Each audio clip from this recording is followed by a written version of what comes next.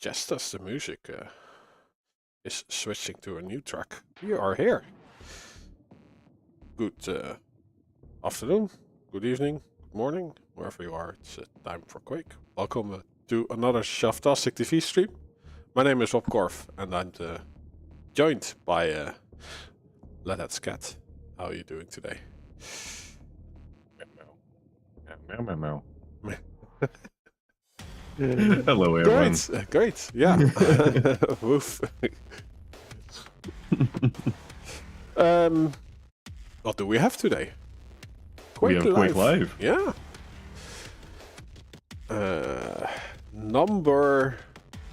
Week 5 of the 250 FPS cup. That's double the frame rate as last time. Yeah, it took us only approximately a decade, and we've increased the frame rate by literally double. Amazing. Looking at the results until now, we have Desertor 5 played, 5 wins. Cypher 4 wins, 4 played, 4 wins. Agent number 3, Neutrino 4, Fog 5, Pavle 6, Swax 7, Raisy 8, 5 played, 2, 1, 3 losses. Same goes for Sparty, Firebot. Kilson 4 played, 2 losses, 2 wins. Then we have Ash, Helldown, Sip, Fazak, Buckstain, and Arseny. The schedule of today is Helldown versus Arseny first, then followed by Raisy and Helldown, Raisy versus Kilson. That's a nice matchup. Kilson versus Arseny, Sip, Fazak versus Swax, Sip, Fazak versus Sparty, Pavle versus Sparty, and we round off with Buckstain versus Pavle, who is in the Netherlands this time around. Last week he had a Russian flag. Oh, finally he's decided on his nationality. It can be confusing. I don't blame him. Indeed. I see we already... Do we have a server? No, we have a server and a question mark. So let's see if the beeps are over there. Yes, let's see.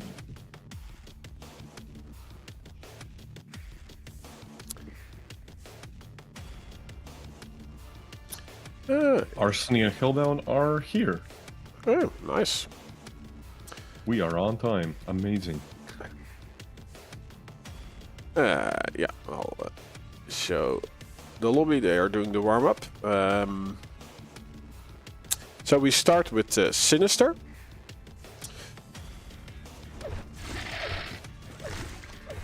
And let's see if I can find out who made that choice. Yeah, Arseny picks Sinister, Helldown picks Lost World, and the tiebreaker will be Furious Heights. In terms of their results, let's see. Arseny played against Agent, lost against Cypher, lost Neutrino, also lost, and Sip Fazak. So he lost all his games. All his 4 games with 2-0. So his mission is to take a map. That would be the first strategy. And Helldown, he has played against Agent, lost by 2-0. Same against Desertor. Firebot he also lost, but he took at least 1 map. Lost from Neutrino, lost from Pavle, but he won from Sip Fazak. So he already has a match win and 3 map wins. So I would say that makes Arseny the I knew it. The underdog. That's what I want to say. Yeah, I think I'll agree with you there. Held down, even though he hasn't won a whole lot of maps, he's shown great potential, especially like against Firebot. Even though he ended up losing that entire series, it was still pretty damn close. Who are you starting on, by the way? I'm on Arseny. Very well. So I'll start a prediction in the Twitch or on Twitch.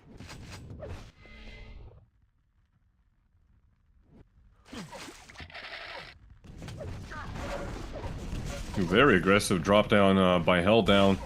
Here's that mega health though. Arseny, he's forced to actually retreat back to the red armor immediately. Lots of damage output. Great plasma gun as well by Held down, and the rail. 6 health in Arseny. Is he going to be able to get away? He does find at least one of the health bubbles there, and somehow Arseny, with just 6 health, he's somehow been able to just work down Held down's stack, but goes down in the end. First blood for Held down.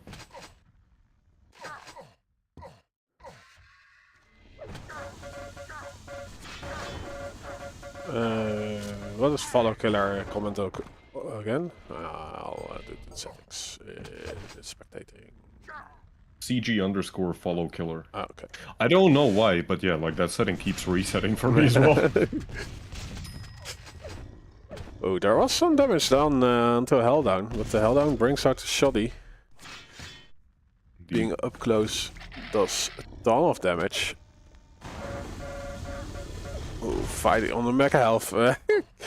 Held down actually What kills himself. Yeah, that is what Arseny needs. So he gets 2 frags, but he's on 1 frag, so he also suicided. Somewhere. Or did Held down suicide? Oh. Held down, he was 3 up and then he ended up blowing himself up. True.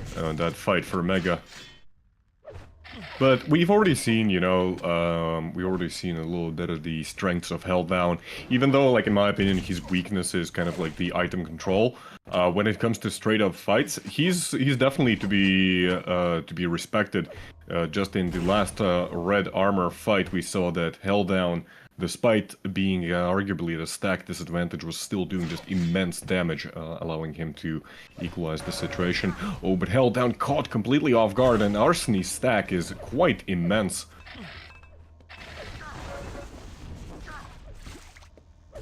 Good defensive play here by Held down, actually going in for some damage. He's gonna lose out on the Mega in the end. And the red as well. Yeah, ooh, and they have a full-on fight. Held down can go through the portal, but so does Arseny, so that's not really an escape route. And another quick conversion. Not the best spawns for Held down this afternoon. Indeed. So far it's just him spawning and right in Arseny's face. No time to breathe even. Still, this could flip at any moment. We've seen that. Yeah, the damage output definitely is not Held down's weak point. It is going to allow him, you know, to contest these major items. But actually, he's showing up like this is at the same time he's showing, you know, like his strengths and weaknesses. Showing up to the items just a little bit too late. Yeah, but it does show that he sometimes has indeed great out-of-control play. He's now even able to push Arseny away from the mega health. Not from the heavy though. But at some point, Held down does need to attack, right? Indeed. Actually, he ends up moving away from the jump pad area and just sticks around around the mega health. It is gonna go his way, and he trades it for Arseny's red armor and gets the yellow armor for him. So it's pretty much an equal situation. 100 and 190 versus 190, 100. Yeah, I switched Question to now Helldown. is... Let's see if he is able to do something. Oh, beautiful grenade play there. That is gonna allow him to secure the red armor. Arseny now caught in the corner, thankfully jumps over the rail. Able to collect that yellow armor as well. But Helldown, now he should be looking for the kill. Unfortunately, not in time to go for the mega health. So Arseny still, he's holding pretty well. Yeah, but I do think it's more Helldown's choice to just not pressure him before.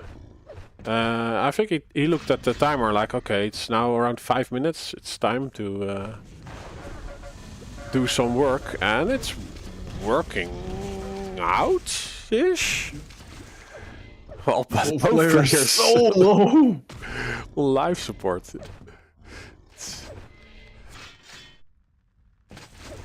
And the worst part is that the smaller health bubbles were already taken, and Helldown's, he's not going to be very healthy for these next engagements. He's still railable, in fact, and yeah, a bad peek could mean another frag going Arseny's way. And as you pointed out, we're already halfway through the match. Even this machine gun fire is enough to put pressure on him. I'm worried, like, Arseny should be aware of the damage he has done. Like, he can basically get a free kill, but he's not taking it. Arguably, I think that's maybe even the better choice, because right now, Helldown, he doesn't even have, like, the yellow armors to back up to. Like, he's showing up at the one, which is next to the grenade launcher, but that's not coming up for another 5 seconds. And Helldown, he's going to be just wasting time. If he dies, he actually ends up spawning arguably at a better stack than if Arseny just leaves him in this situation. Yeah, but there we takes go. his chances. Nice. Good play. And another one.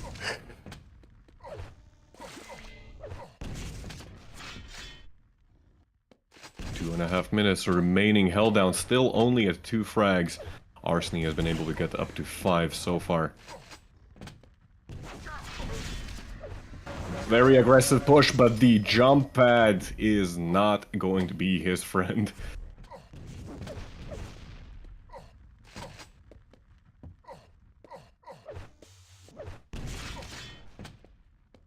Yeah, great control from Arseny right now.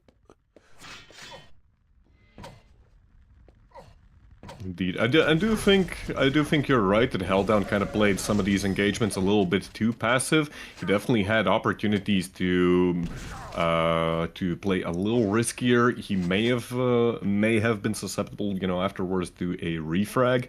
But right now the time is just running out, and Arseny, he's still pretty well in control. Nice defensive damage. Oh, that rail should have hit, actually. Oh, still, ton of damage. Only 28 health on Helldown after that fight. Oh, he gets the damage after Arseny has spawned, but Arseny, well, still decently healthy. So, yeah, I think he will be able to keep his lead. Indeed, I don't see, with only 1 minute remaining, I don't see Helldown being able to make this comeback, but who knows, maybe there's some miracles to be coming up. Never mind. He's most decisively dead.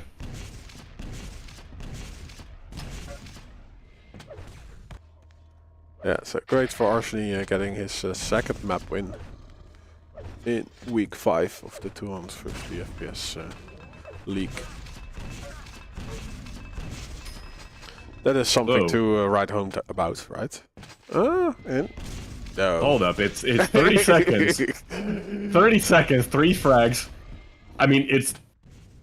Okay, no, I don't think it's possible anymore. Arseny's wasting just enough time right now. All he has to do is delay the spawns, even if he does get fragged, and it's GG. But yeah, well played by Arseny. I think in general, yeah, and this is how we probably are gonna see the other maps play out as well. Helldown, we can see that like very well in terms of the pickups. 4 red armors versus Arseny's 18, and 7 megas for Arseny's 9. Even in terms of the yellow armors, Helldown is pretty much equal.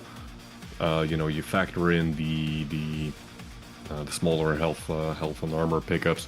It's pretty decisively in Arseny's favor. This kind of a control exerted by Arseny is going to be a considerable challenge for Helldown.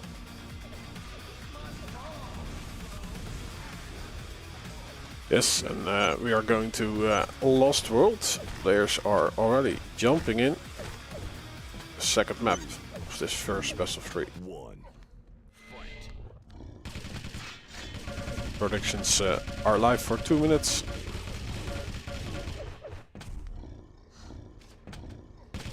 And on Helldown, who is not that healthy, but his rockets are doing great work. The red is up. Helldown with only 1 health. He will have the room to collect at least 1 yellow, though.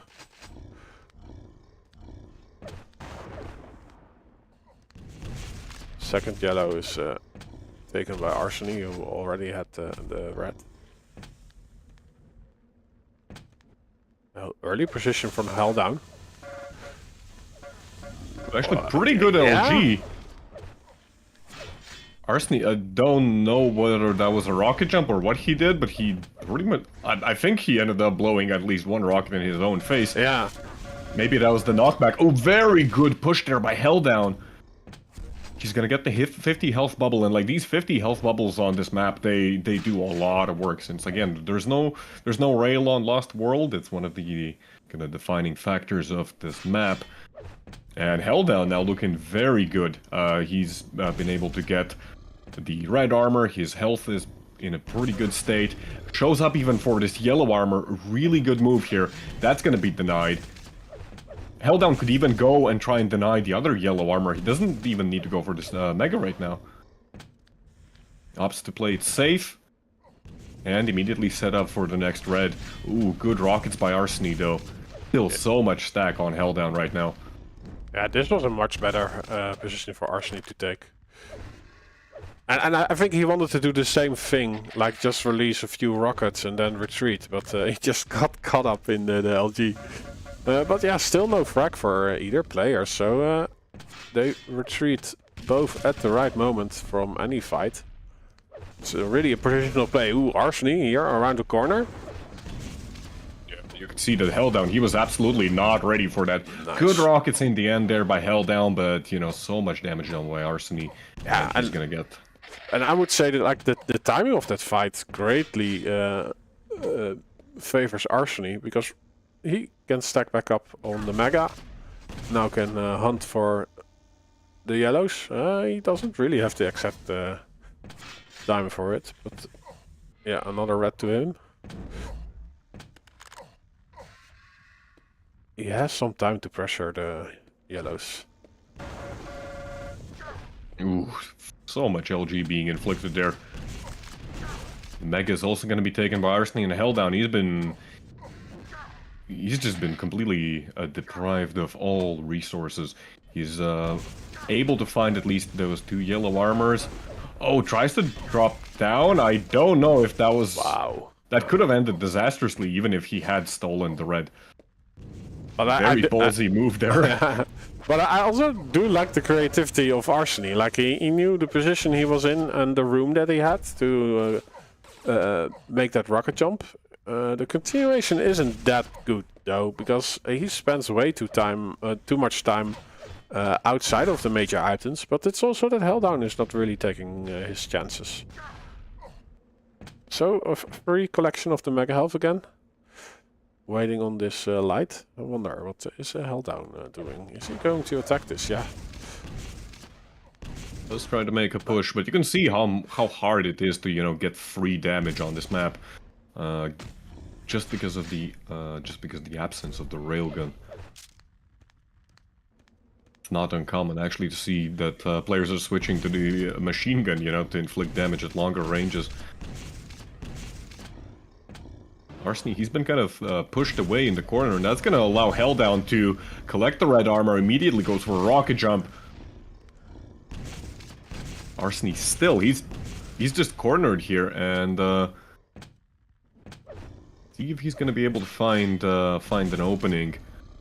Although he doesn't even seem to be all that concerned about it. He's just playing it real nice and defensive, and it's working out for him.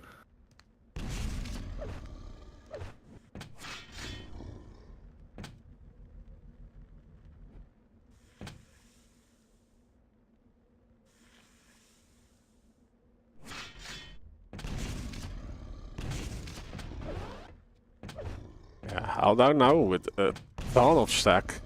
5-minute warning. Yeah, and you can see that Arseny, he doesn't even go for the major items here. He just leaves them. Doesn't seem to be concerned about it. And honestly, if he can keep going like this for the next 5 minutes, I can't really disagree with his decision.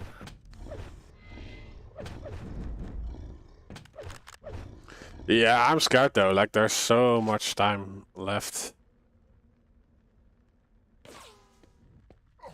He can fall back to this yellow. I'm honestly getting a bit of Helldown versus Pavle flashbacks from week 1. Yeah, I think it. Yeah. No. Okay. No. Yeah. Do you think Arseny's gonna do the same? No. We had Pavle actually, like winning 0 to -1, right? Oh yeah, right. But even that was one map. The second map was no better. But no, but I'm still. Pavle was nice attack. The drop down. Helldown not prepared. He is getting away though, and did hit a few rockets before his retreat. Yeah, Helldown actually rocket jumps up, but but that's such a close fight. Yeah, Helldown's very susceptible to a refrag, honestly.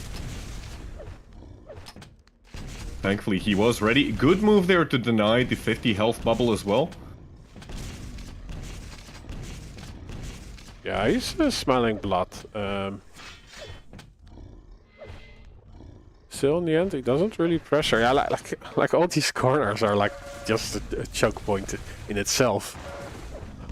Indeed. That rocket, by the way, that was absolutely critical for Helldown. Oh, Arseny. Arseny, Arseny, he was already setting up for that yellow armor, and Helldown just perfectly hits that rocket. He was 70 damage, and it puts Arseny in such a position that he cannot stick around, and he basically ends up losing out on literally everything.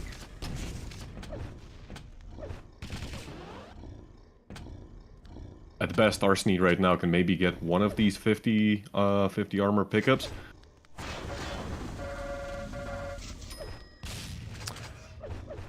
But there we go.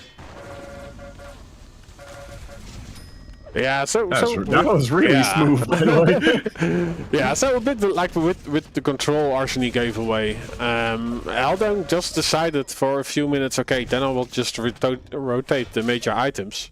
And at some point he also pressured the 2 yellows, and yeah, Arseny could not stand his ground anymore.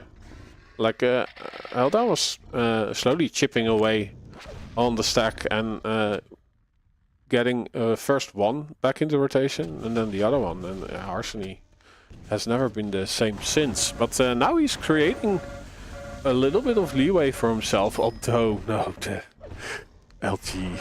Helldown. Oh, and a beautiful So spawn strong. prediction there by Helldown. Yeah, game has been forfeited. GG. Well played, called by Arseny. That's going to be 1-1.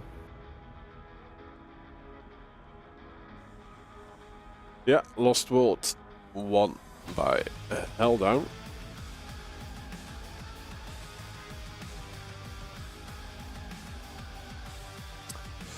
And we are moving to Furious Heights as tiebreaker. Vote now. Vote passed. Furious Heights. I do think this is going to be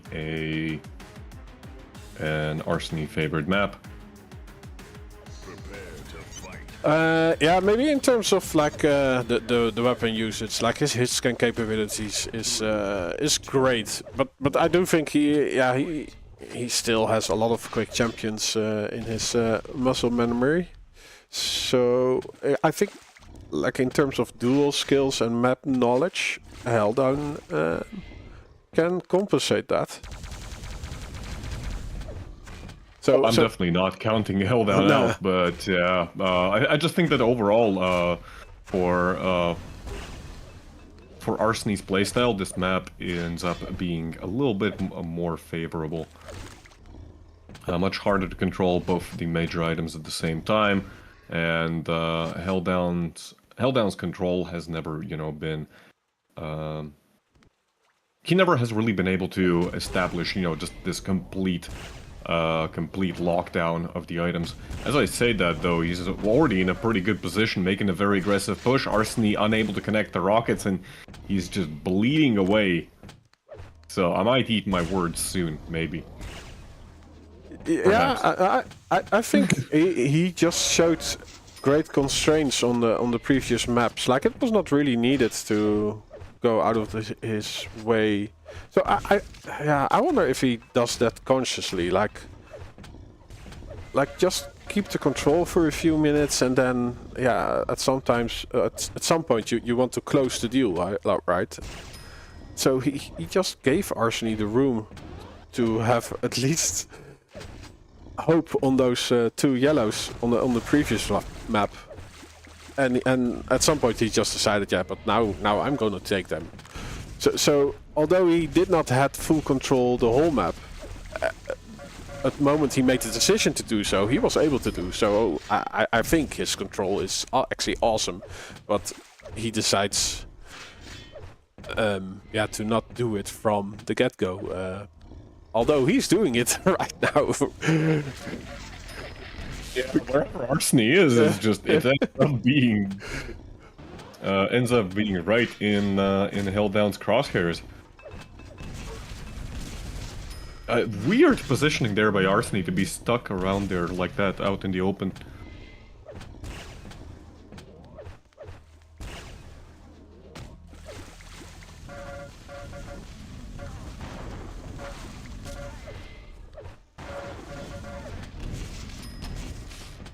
Bit of a sloppy engagement for Helldown, but still very good engagement for him in the end.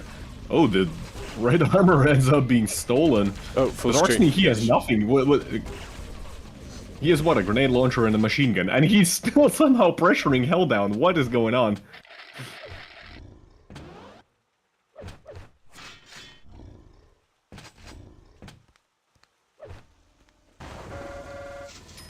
This is not how quickly generally this map is played.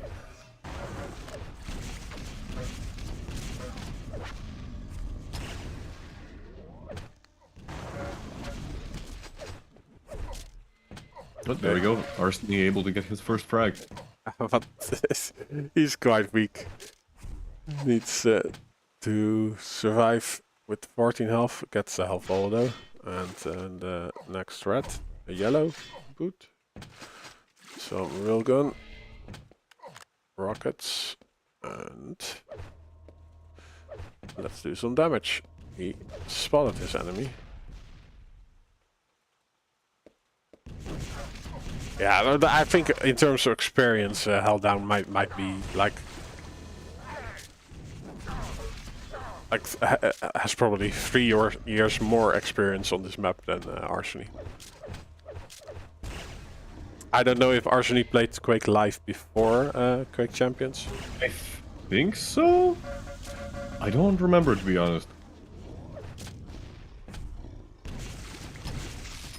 I know that Arseny, like, he's not a new player, not by any stretch.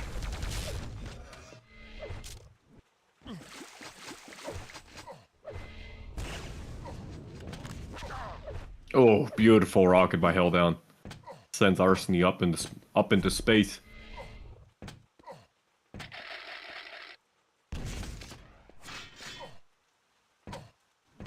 So there is a Russian space program? So it seems, yes. Say hi to the Martians from me.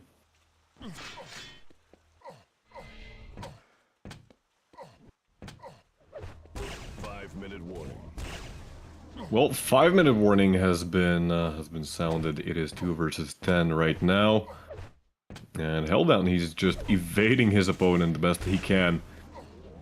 Can't really blame him, he's been deprived of all armors on the map. Arseny could even go for the yellow first. Oh, but the grenades! What? Yeah, like sometimes they are called pineapple, but this is not the healthy kind of fruit. Yeah. Everything in moderation, you know? Yeah. 1 pineapple, it's fine. 2 pineapples, no. Arseny actually saying, if I understand this correctly, then Arseny saying that like you're playing really well, and like there's a swear word which I don't know how to really like translate it. But yeah, Arseny quite shook by this experience, it seems. Especially, yeah, how... Wait, did the server crash? Okay, no. Yeah, but I got the same, but... Okay. I got scared, you know how it is for me. Oh, yeah, that that's... that your internet is tanking.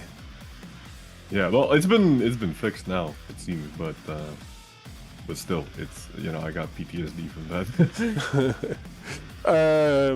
Yeah, we have to see what our next match will be. It's Raisy versus Helldown, I see. I'll show the schedule.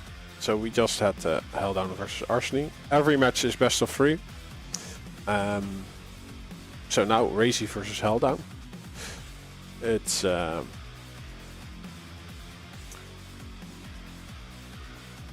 2-parter with Raisy first, and then we have Kilson. Also 2 times in a row. Let's see where they are going to play.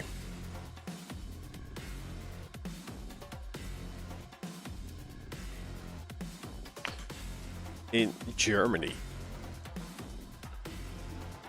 Oh yeah.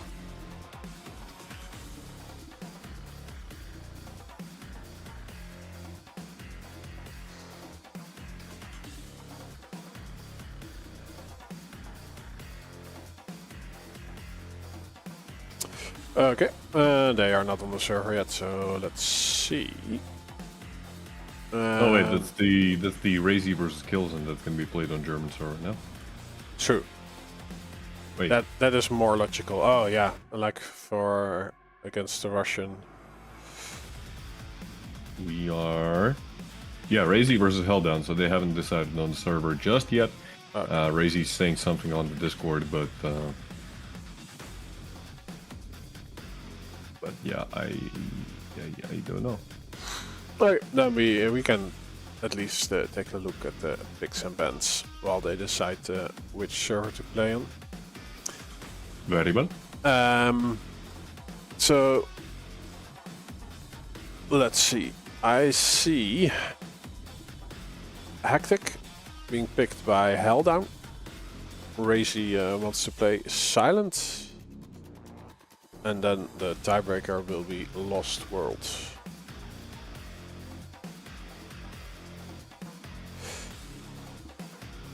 Yeah, I don't know how Raisy's skills matches up against the Helldown. I want to actually see what their results are. Especially Raisy. Raisy took a map from Agent, from Ash, 1 from Sparty and Swax,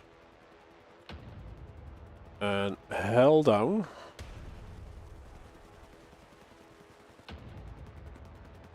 Let's see. I want to do it this way. So, was only able to take a map from Firebot.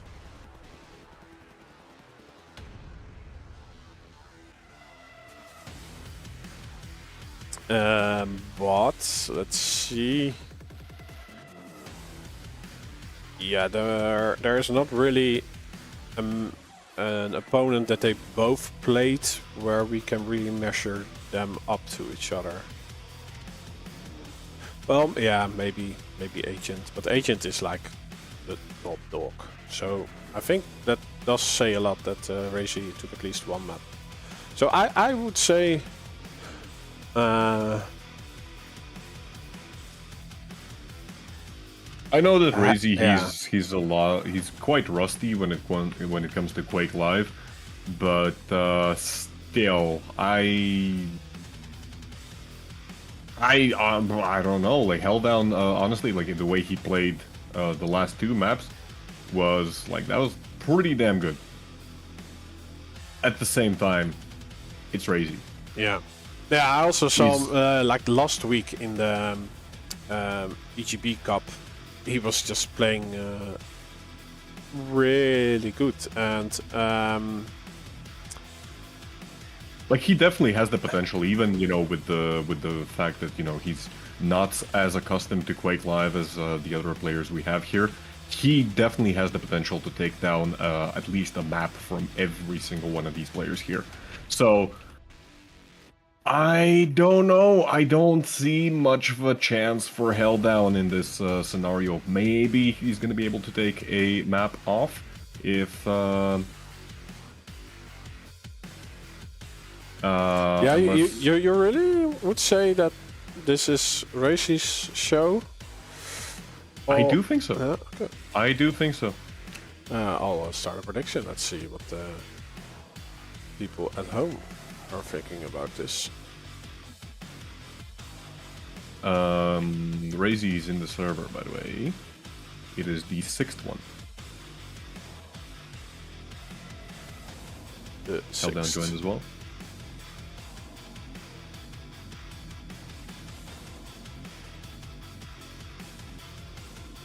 Okay.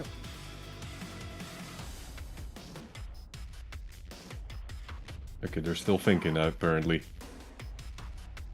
But it's going to be Maestro Janab Gabla. Whatever the hell that means. Versus Helldown. Glad to see new talent joining Quake Live. Okay. Raisy versus Helldown. And we start on Hectic.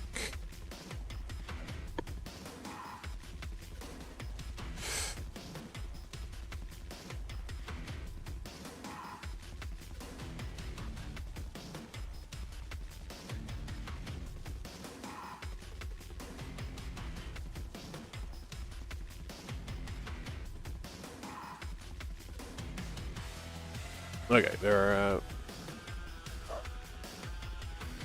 going to try the other server. So it seems.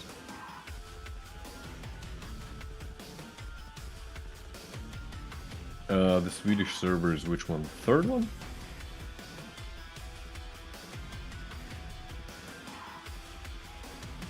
Yeah, it looks like that's the third one. It's not the fourth one. I don't know, I connected to the third. Raisy's here. Okay, then it's third.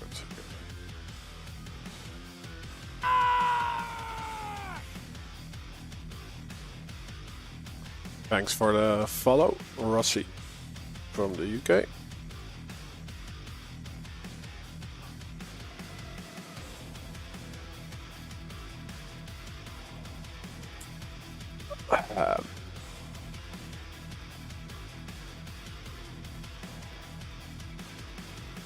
Does look like similar ping for at least Raisy.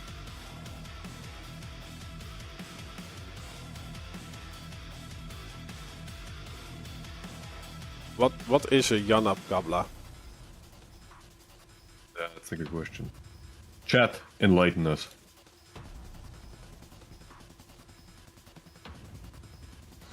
Oh, Janap could stand for Mister. So it's Mr. Gabela.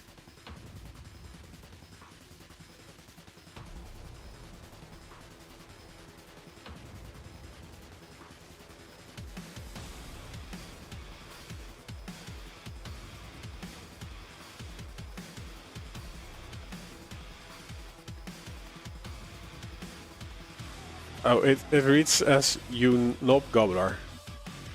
Oh damn. It's we can't say that on the stream, can we?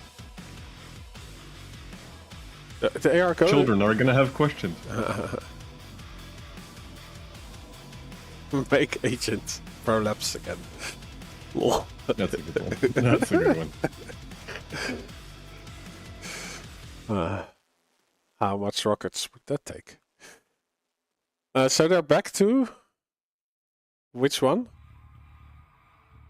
Helsinki. So that was 6. Is it?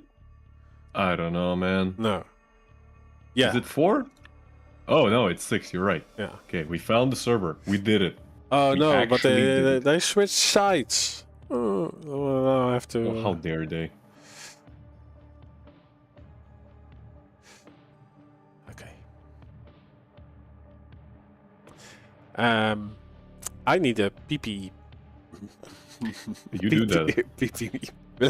We're talking about children, so. Yeah, we can't say anything explicit. Yeah, whatever. I need PP machen.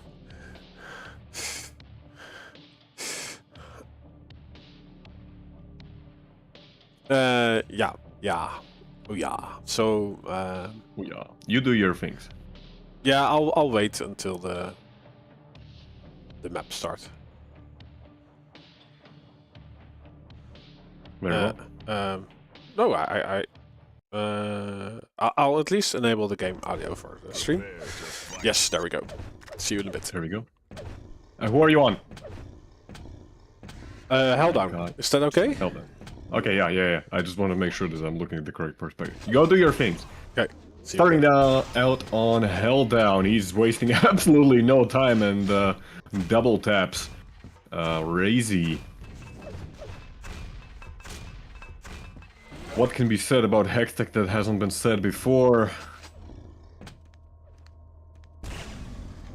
The map is extremely combat heavy and, well, Raisy's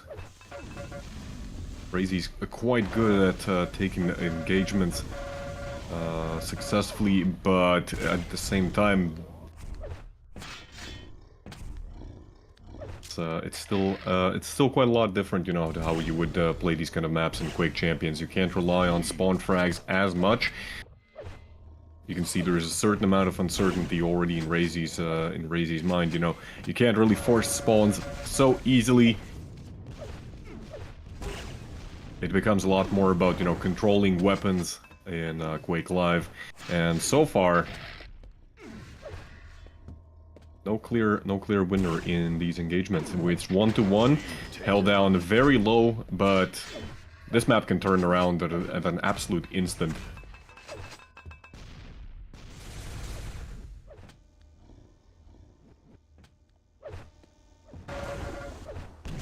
Raisy posturing on the high ground. Ooh, gets a pretty nice rocket there as well. Held down going through the teleporter. Probably tries to go through the second teleporter to try and get that mega health. Unable to do that in time. That's going to be 2 quick frags for Raisy. And Raisy actually not even concerned about that mega health. He's more interested in denying this rail from Helldown. Finally going to be collecting it. The mega health was up for like what, an entire minute it feels like. But still, Raisy's top priority right now is just to deny the weaponry, and Helldown, he does get the rail in the end, I think. He got it in the end there. But you can see, absolutely no rush to take these major items. The major items can only give you, you know, so much of an advantage here as a successful... Oh dear. As successful hits in a sequence can can really turn the tides.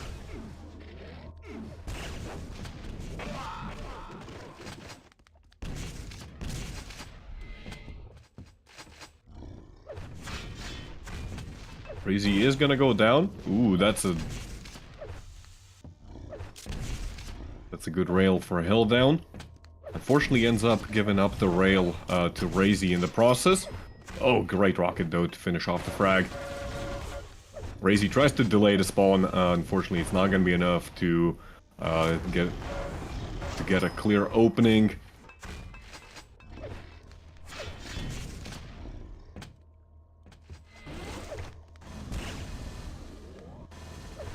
Held down now in a very precarious spot. He's able to just push through his way to get into the teleporter.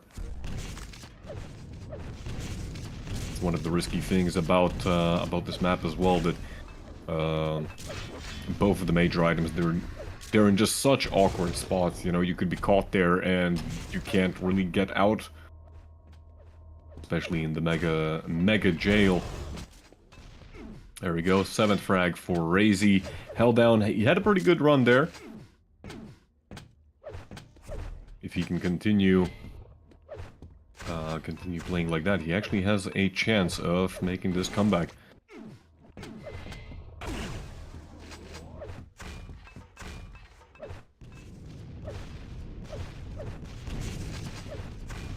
Hey, would you look at that? Raisy is in the lead. Raisy is indeed in the lead. Who would have thunk?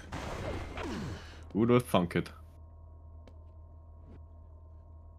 Thunk-a-dunk. But you can see that, like, yeah, Raisy, he's... Oh dear. Wait, how the hell did I not get the mega? Was it not up yet? Oh dear. That's terrible for him, because now he loses out on everything. He's gonna get the yellow armor at best, maybe. Gets the rail at least, so has a fighting chance. Ooh, nice setup there by Held Down. 5-minute warning. Still, Raisy, yeah, he's been prioritizing damage throughout the map so far, and it's been working out for him.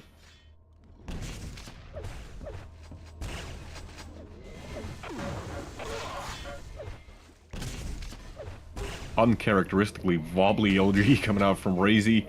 Unable to get the frag there. Ooh, Held Down trying to go for a quick rail. Doesn't connect. Tries to re-peek and ends up going down.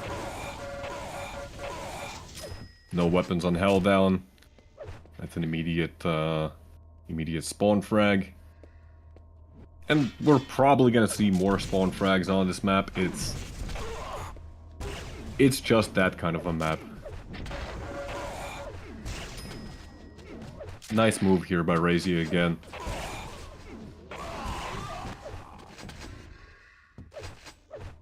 Held Down, able to actually get the refrag and a rail immediately after spawning, and Raisy unable to connect his own.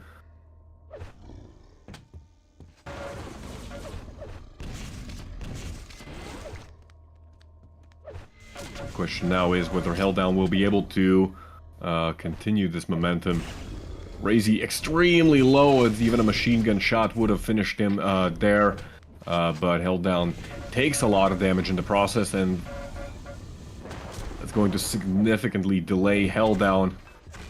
Even being unable to get this frag.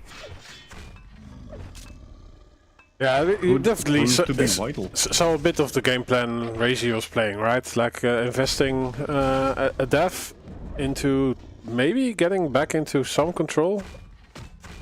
Like we saw Held Down with 100 health, no armor. But not much lower than that. So Raisy's investment did not pay off to get back to control. So yeah, I think he will probably slow down a bit now. Yeah, I don't see really any other way. To throw his body towards his opponent right now would be a pretty suicidal thing to do.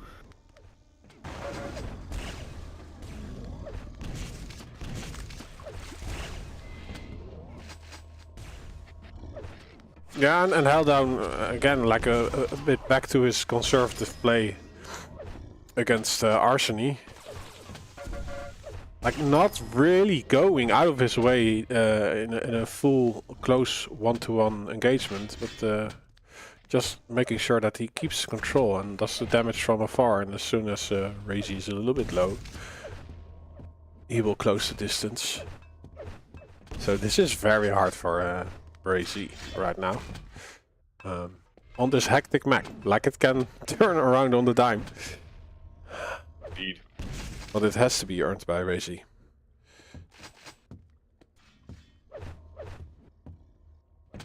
Now also the yellow is removed. We have a green, but it's punished right away. Damage. Ooh, the drop down might? No. Maybe in QUAKE Champions, but that's... like, there's so much stack left. Yeah, Raisy hasn't been able to get a major item for like the last 2-3 minutes, and it's not looking good for him right now. There's only 1 minute left, and in a situation like this, he has to start hitting like just some monstrous rails. I'll switch What to are you doing? Raisy again. Well, he has... why doesn't he go to the red? I'm sorry, took my his cat's time. trying to eat my microphone. Dude. Did I give you extra of those thingies? I think I did, right? Yeah, you did. Plop, plop, Oh, very close. Yeah, both available states. Raisy really, like, he leveraged that red armor really well. He's been able to get held down super low, but in the end tries to go for the red. Held down, yeah. just run, my friend, run! Oh, 2 seconds! We are in overtime. Nice. Good switch there to the machine gun. I think that was the best decision that he could have gone for there. Oh, Raisy. Yeah, he doesn't have the LG, so he just tries to do it with the shotgun. I think that's a great choice. But, you know, blowing up those 2 rockets in his own face did him absolutely no favors. Maybe if he just tried to rush straight for the teleporter, held down would not have hit enough LG to get the kill, but still very, very risky there. Nice steal from the Mega. Ooh. Oh dear, but held down absolutely ready for that.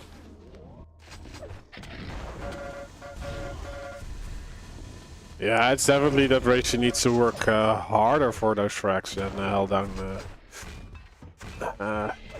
Maybe we get another Hail Mary.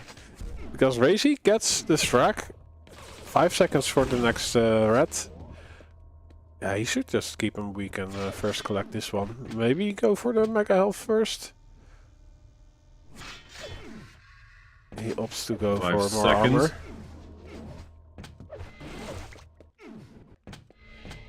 Yeah, I think he needs to convert now. He absolutely has to. Helldown has no health. This should be an easy frag. Nice. And 30 seconds to make a spawn frag should be pretty easy. There we go. Raisy does find him. The grenades are coming out. It could be dangerous, but... the shotgun rail. Lead is tied. 15 seconds. Can Raisy find the last frag? Ooh, Helldown actually, like, still peeking that. Risky maneuvers. Goes through the teleporter. Yeah. Helldown still taking damage. Nice. 1 second. Oh, it doesn't connect. Oh, the portal place. Oh my. Nice moves by Helldown though. Really nice moves by Helldown in the last 10 seconds. He knew that there was no potential for him to get the frag there, so his objective, you know, was just to try and delay things as much as possible, try and push it into a second overtime. But this is way closer than I ever expected. Yeah, I think like the previous frag, he he was going to die anyway. Maybe he should have just tried to get the red. But now it's shifting again into Helldown's favor. Although Raisy still has a great weapon arsenal. Yeah, follows it up with a shotgun dust. The next red is his. And his mission is to deny this green. He leaves it up in the end because yeah, he's getting the frag, so then the next positioning is more important and he can actually use it as a fallback item right now. He has a full arsenal while Helldown only has the rocket, but he makes it work.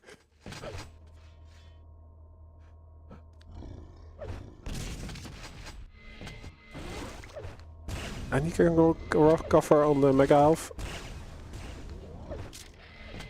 Gets railed for his trouble. But is not able to deny enough to Raisy, who takes back the driver's seat. And with only 10 seconds remaining in the 5 frag difference, looks like it's going to be going to Raisy in the end, but dear God, what a...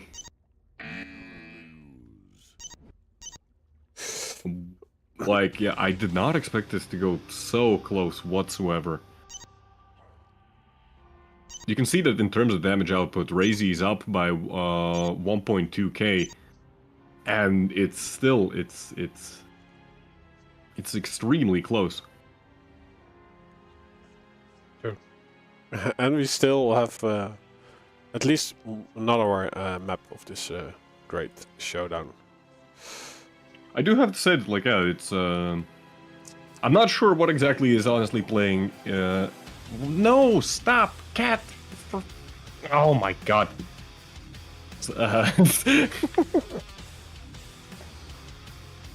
Like, you are human, you are stronger and smarter than said cat, so... Yeah, but the cat is trying to, like, destroy my entire setup here. What I was going to say that I'm not exactly sure... I did. Okay. His, yes, I did. His next feeding time is in several hours, so... Okay. Don't you pretend that you don't know anything about your schedule. He knows it very well. Anyways, what I was trying to say is that, yeah, I'm not exactly sure, like... Oh, Helldown needs 2 to 3 minute break. Let's see. That's okay.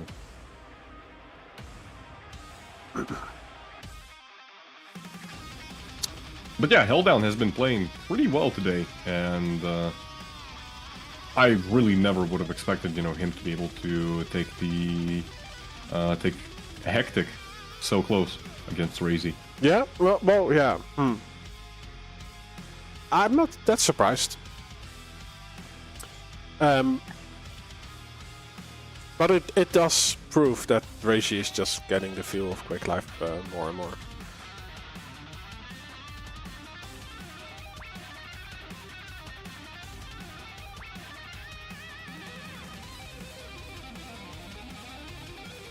But yeah, we have some downtime.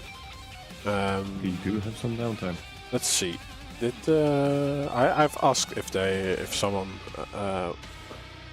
wanted to post some pictures of the finals of QuakeCon, but yeah, everyone is sleeping right now, so... what is the time over there?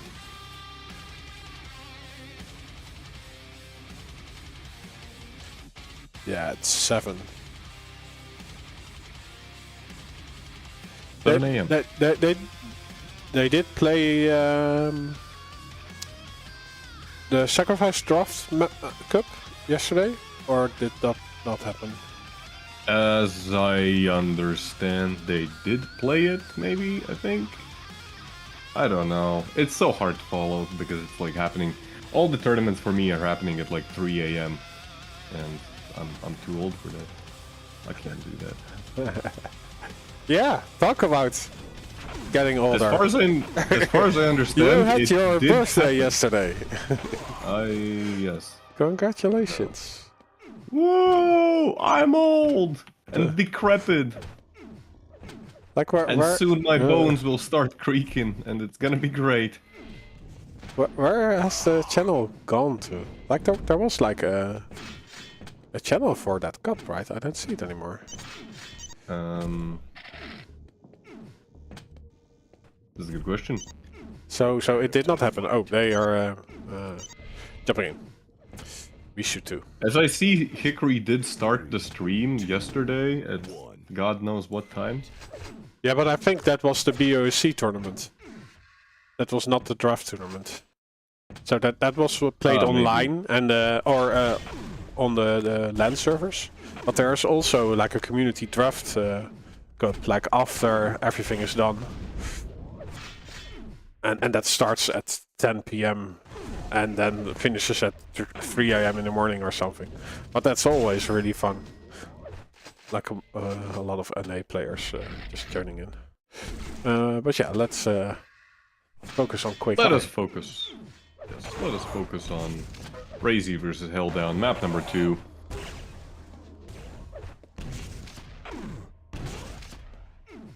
Helldown left licking up his wounds.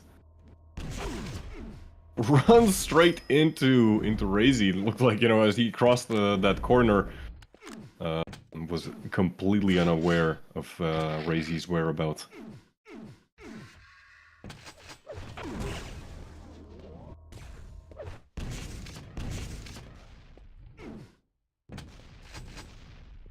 Given Helldown's performance from last map, how do you see this?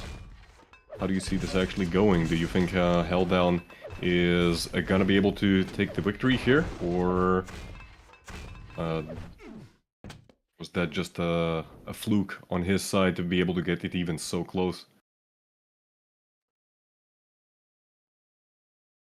Yeah, no, I would expect that Helldown would be able to take this one.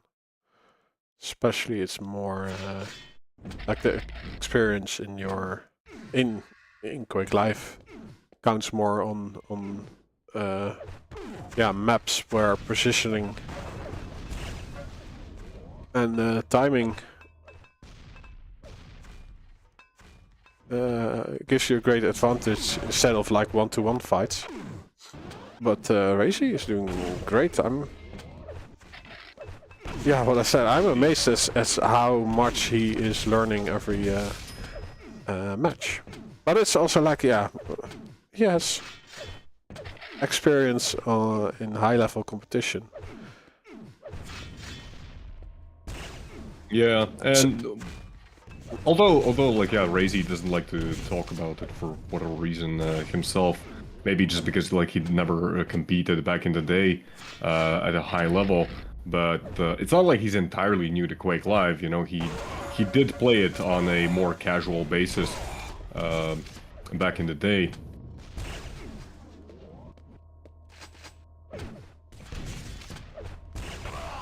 Oh dear.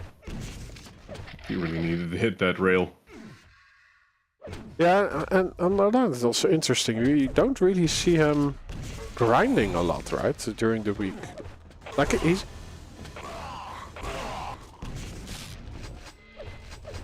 Like, usually when I'm seeing streaming, he just does those speed runs.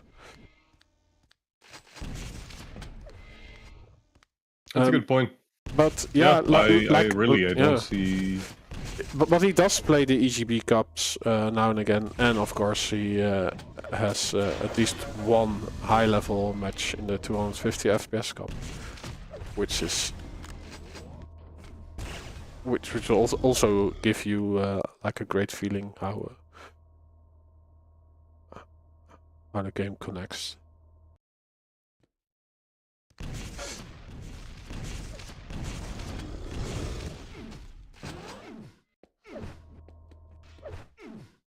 Slight miscalculation there by Helldown, in my opinion, to stick around for the Mega for so long. It definitely felt like he had no idea when the timing of that item was. Arguably would have been better off just, you know, taking a more like a further out position, and even if Raisy had gone for the Mega himself, you know, that would have put him in a position of no escape. Oh dear. Oh dear, there goes the Raisy gauntlet.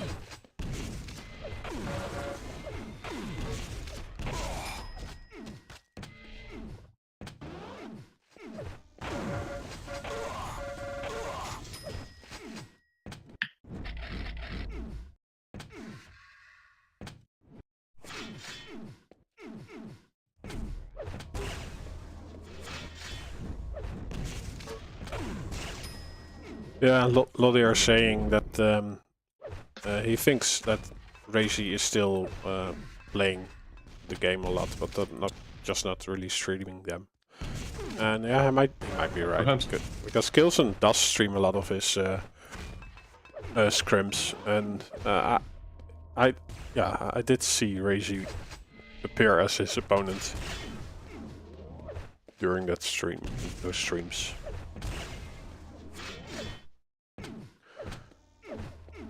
So yeah, it might be that he is playing a lot, but we are not seeing it on the stream.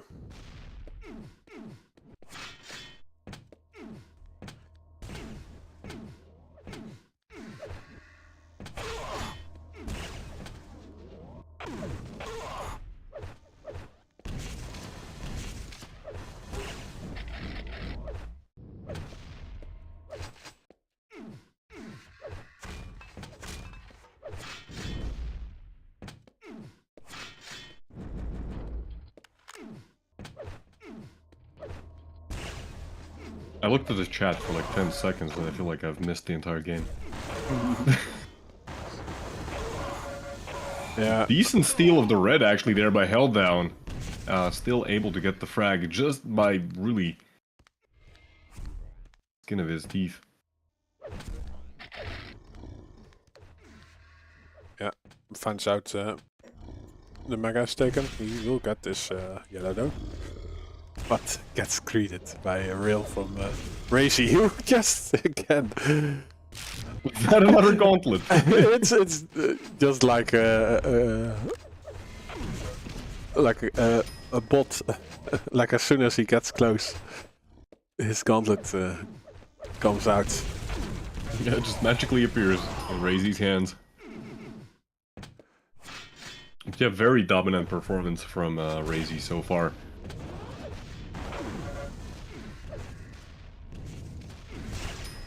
Yeah. And honestly, like, this map is not known for, you know, big swings in the score. I can't see really Held Down coming back from this anymore. 2.5 minutes remaining, 11 frags down. Yeah. And Raisy, honestly, he has the map right now on a perfect lockdown. So you might say he's held down by Raisy. Haha. Oh, Rob. Oh, Rob. I had that one in my arsenal like an hour or Were so. you kicking this up for the entire evening?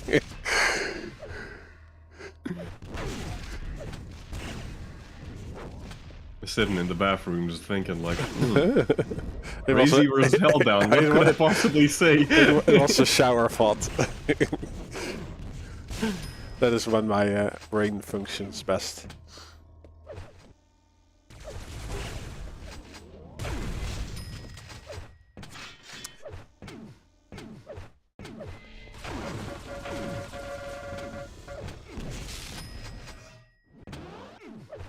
But yeah, definitely a bit of garbage time. And another gauntlet. Why not? Not 20 frags, 2 gauntlets. This is what I mean, you know, like, given how close was map number 1, Hectic, you know. Yeah. I'm quite shocked by how much of an absolute domination it is here on This on is silence. like is this already enough to win from Kilson on the next series?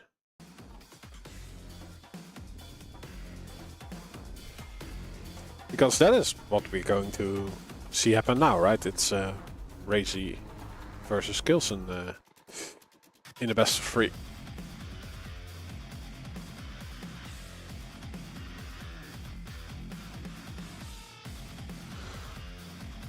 Do you already dare to do a prediction? Prediction? Yeah, Kilson versus Raisy. Because if we see Kilson's results, he won 2, lost 2, but the matches he lost, he did take a map every time.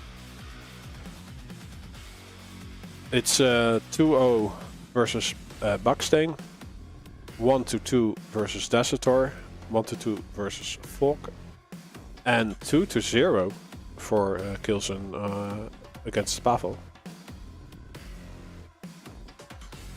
And now we're going to see Raisy versus Kilson.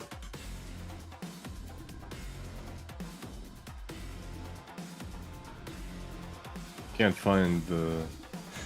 Okay, there's the server.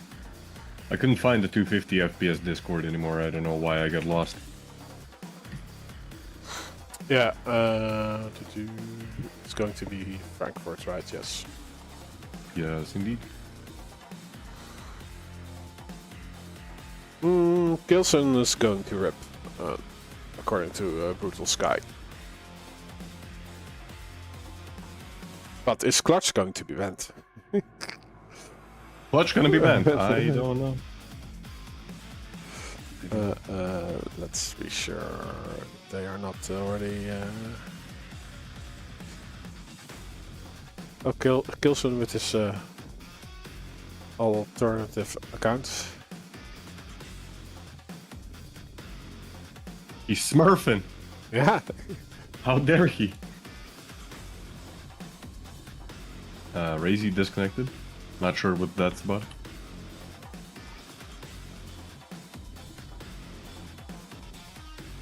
Kilson with 15 ping now. Yeah, the maps will be Silence, Blood Run, and Dismemberment.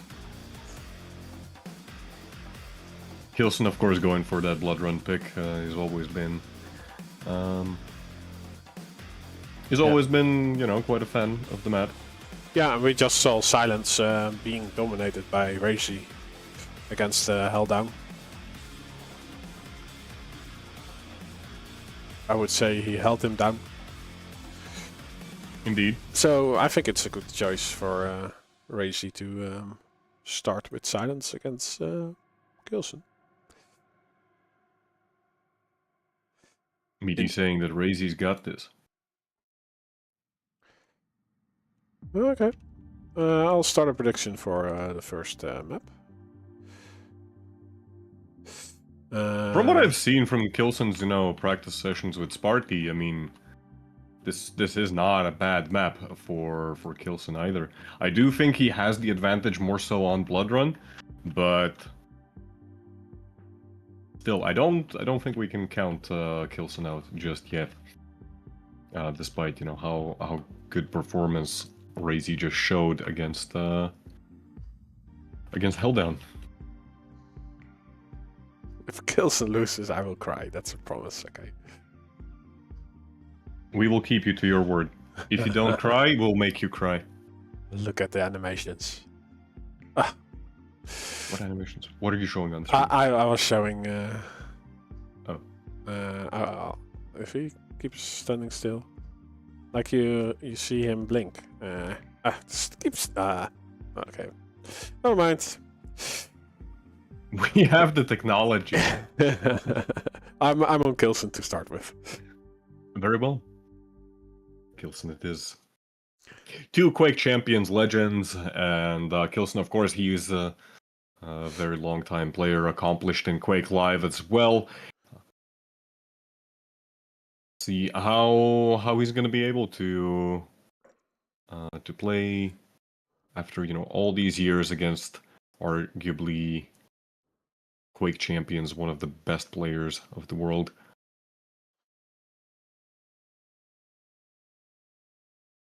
Well, Kilson dishing out the first damage. Hondo and a rail. Oh, game sound's not on. There we go. Thanks for the feedback.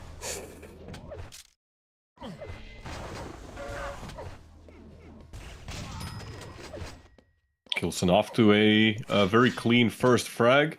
Doesn't even lose a whole lot of stack in the process. Gets the Mega immediately after Raisy. Doesn't even get one of the green armors. Red looks like is also going to be going Kilson's way. Oh! Looks away at just the wrong moment. Yeah, Kilson not hitting those rails, so 50% accuracy, and first time Raisy is dishing out some in return. But yeah, this is just typically Kilson, right? I love this move. Ooh, but he has trouble seeing the deal. I think if Raisy turned around and released another rocket, he could have gone for a refrag.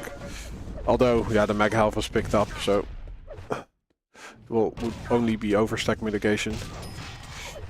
Indeed. There was a slight chance, you know, that Kilson would have gone down there, but again, it's a, you know, it's a risky scenario regardless. Oof, Kilson hitting some impressives. Yeah, Kilson definitely not slacking. Like he came warmed up, while Raisy already had a game played, so he definitely had time to feel his accuracy and hit capabilities. Kilson's definitely ready for this. Ooh. Kilson pretty low. Wait, does Raisy have a rail? No, he doesn't. No. In fact, like, he's out of LG as well. But Raisy wasn't raidable, right? So, ooh. I think this was a little bit of a mistake, and also like lingering a bit too much. Not really being aware that Raisy circled around. Yeah, probably that yellow armor should have just been, you know, given up. Like, let Raisy have it, and in the meantime, try and find something, you know, for yourself to make sure that you aren't just a complete sitting duck.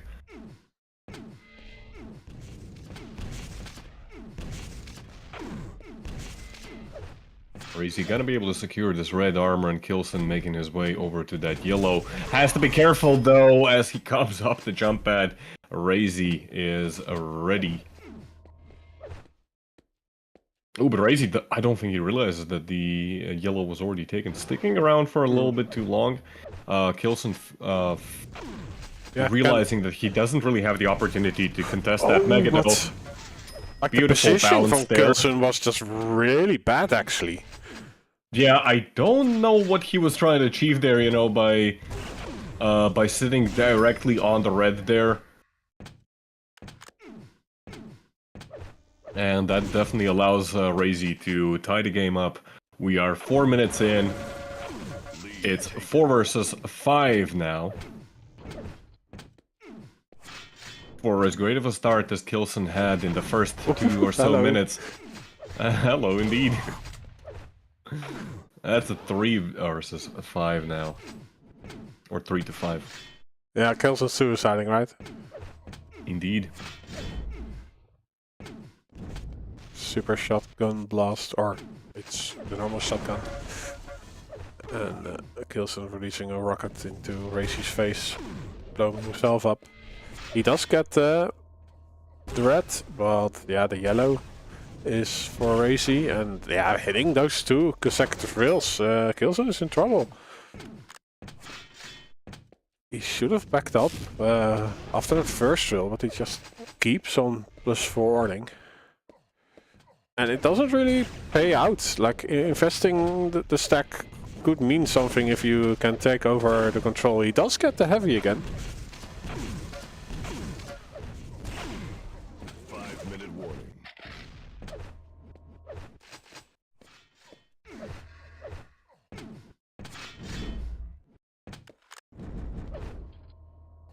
Kilson, at least he's been able to stabilize the situation somewhat. Raisy has been pushed away from at least some of these armors. He's still gonna get the red, but Kilson gets the Mega. So In the end, it ends up being slightly in Kilson's favor. But Raisy setting up a trap on that yellow armor. So much OG from both of the players, and it is going to be Raisy who ends up getting his 7th frag. Unable to find the second rail, he might go down to the shotgun even at long range right now. Oh, Kilson. Oh, Kilson!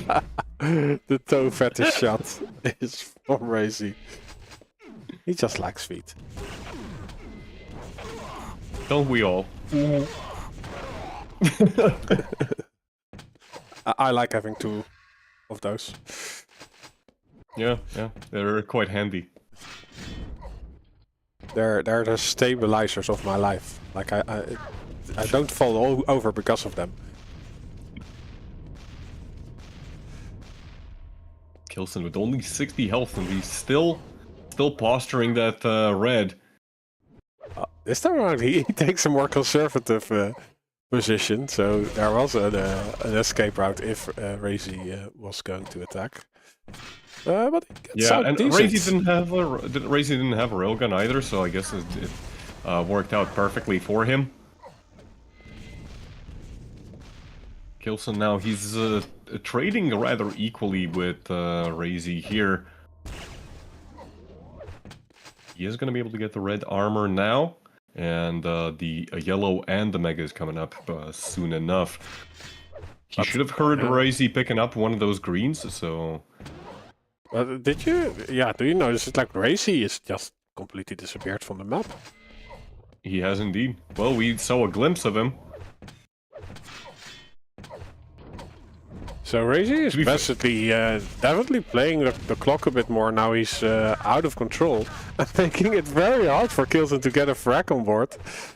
This is such a Raisy play, to be honest. It's just this is what he does. It's bullshit.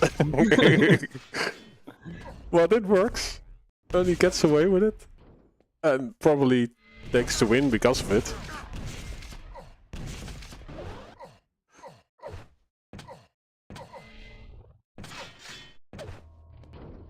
2 minutes remaining, 4 frags down for Kilson. Who plays like this? Yeah, Raisy. Raisy plays like this. That's like this is exactly what Raisy does. Like he did this in Quake Champions. He's doing it all over again.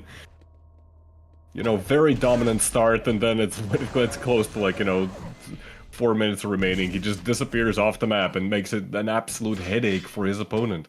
Kilson, he's still getting the items, but like you can see just how much he's struggling to actually get some damage onto his opponent. Yeah, and I think he's also confused, like, why am I getting the mega health? Yeah, because this runs out the timer. And I'm here around the corner. I'm creating this choke point. Oh, the rocket jump is a little bit too cheeky in my eyes. But 30 health left on Kilson. Yeah. I think that with the stack that he had, I think that that was a reasonable thing to do. 1 minute warning. But 1 minute warning, 3 frags. Oh boy, this is getting scary. And like Kilson has no idea where Raisy is. Raisy's over at red, and Kilson's here just picking up Mega. Does find him, and Raisy again just slithers away like the absolute snake that he is. No disrespect to snakes. Oh, and the portal play. It's confusing me, and it's definitely confusing Kilson.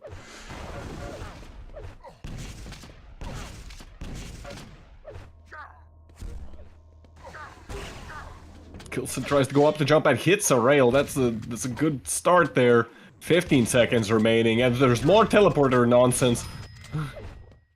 10 seconds, 2 frags. I don't think Kilson just has physically the time. Yeah, this is definitely a calculated win by Raisy, just converting to a defensive strat. Absolutely, absolutely.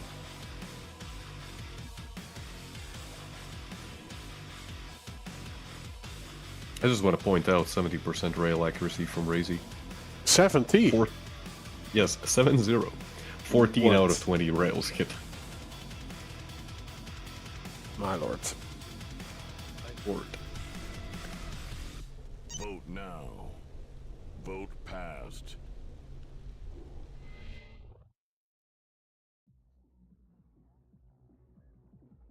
Yeah. Bloody run. Bloody run it is. Blood run.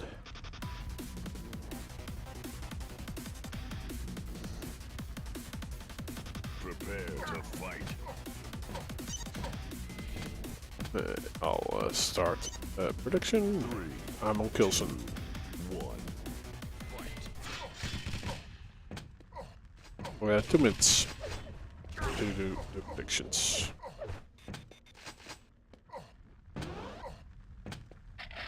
So Raisy got the red, Kilson the mega half, and he does some Fu style backwards pedaling. Although Fu did it with air control.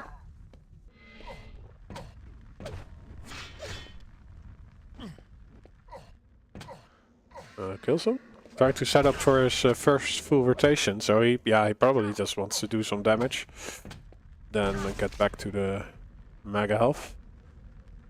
He is trying to bait Raisy, and he gets the damage. Now even thinking about, should I just go for the kill and then the mega health? Because now both items are synced up. Oh, Raisy, what are you doing here? Kilson? Letting him go? Kilson, he gets both of the major items, but so much damage dealt by Raisy. 60% LG. Okay. Okay, Raisy. I'm surprised that Kilson did not go for the frag. So it's back to survival mode for both. Looking for a stack. I would say, yeah, Raisy probably also needs to get some more real ammo. Oh, but if we insta LG fight, or no, it's Kilson who craters, and he has a rough spawn. So first 2 frags, three frags? 2 frags, going to Raisy.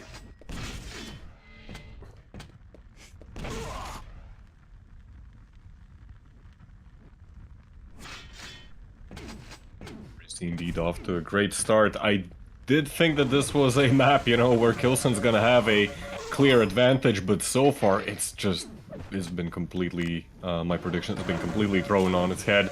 Kilson going immediately for the LG there, and I'm not sure if that was a good idea to stick around there.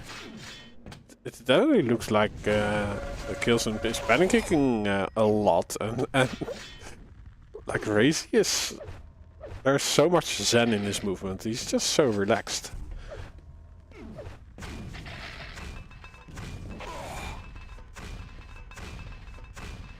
Like, yeah, I'm surprised how aggressive Kilson is actually playing this map so far. Well, pretty much all the items are up. Red's coming up in 2 seconds. Mega taken by Kilson.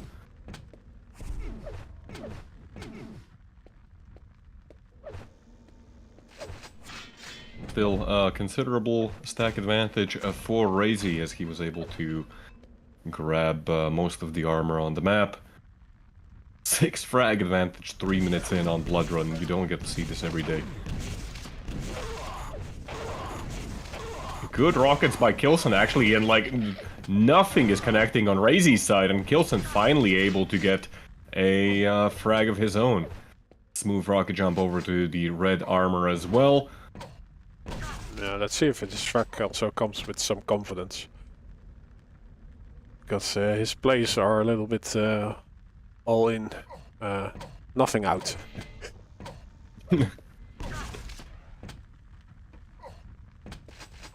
I'm just now afraid that, you know, that we might be seeing a repeat situation of what we saw on the previous map, Silence, where Raisy had, like, you know, a dominant start, and then he just slows down the game to an absolute crawl in the late game, and that ends up being, you know, the downfall for Kilson.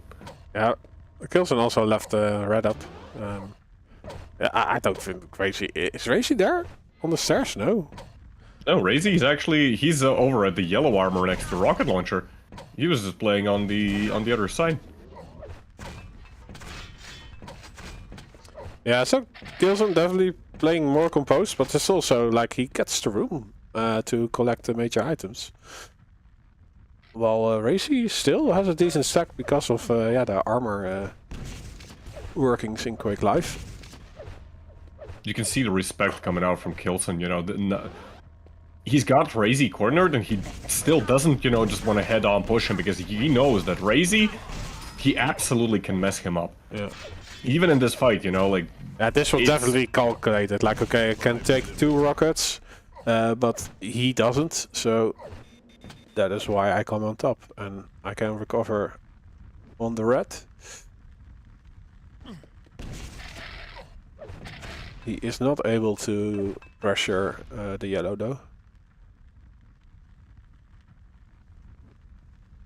So even getting the frag and keeping control, Raisy still has a decent stack to work with.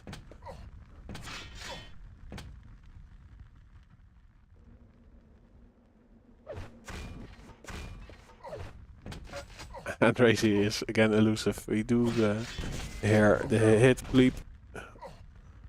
So we know that Raisy is in the recovery room.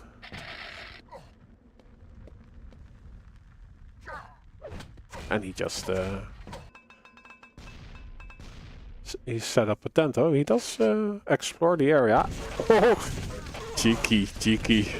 But yeah, the escape and the kills and take the jump pad. Great defensive strat. But ooh, I don't think he Raisy anticipated Kilson going there, and he just takes a stance. Raisy doubling back into death. Indeed, that composed play by Kilson, very nicely done. Ooh, fails the jump over, or actually he looked more like that he deliberately fell down there. Tactical drop down. Oh, Raisy running headfirst into Kilson. Kilson opting not to actually go for the kill, even though Raisy's left on like what, 50 health. It looks like the turned tables has happened. It's now like Kilson really feeling this map and Raisy getting into engagement that he doesn't really want.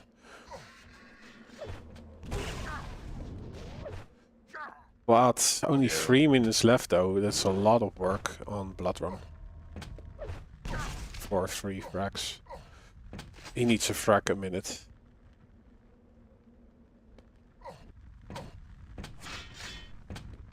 Kilson again, he seems completely unaware of where Raisy is. In fact, Raisy's been playing around the rocket launcher this entire time. And Kilson's just checking the other side of the map. Does get a good burst of damage there.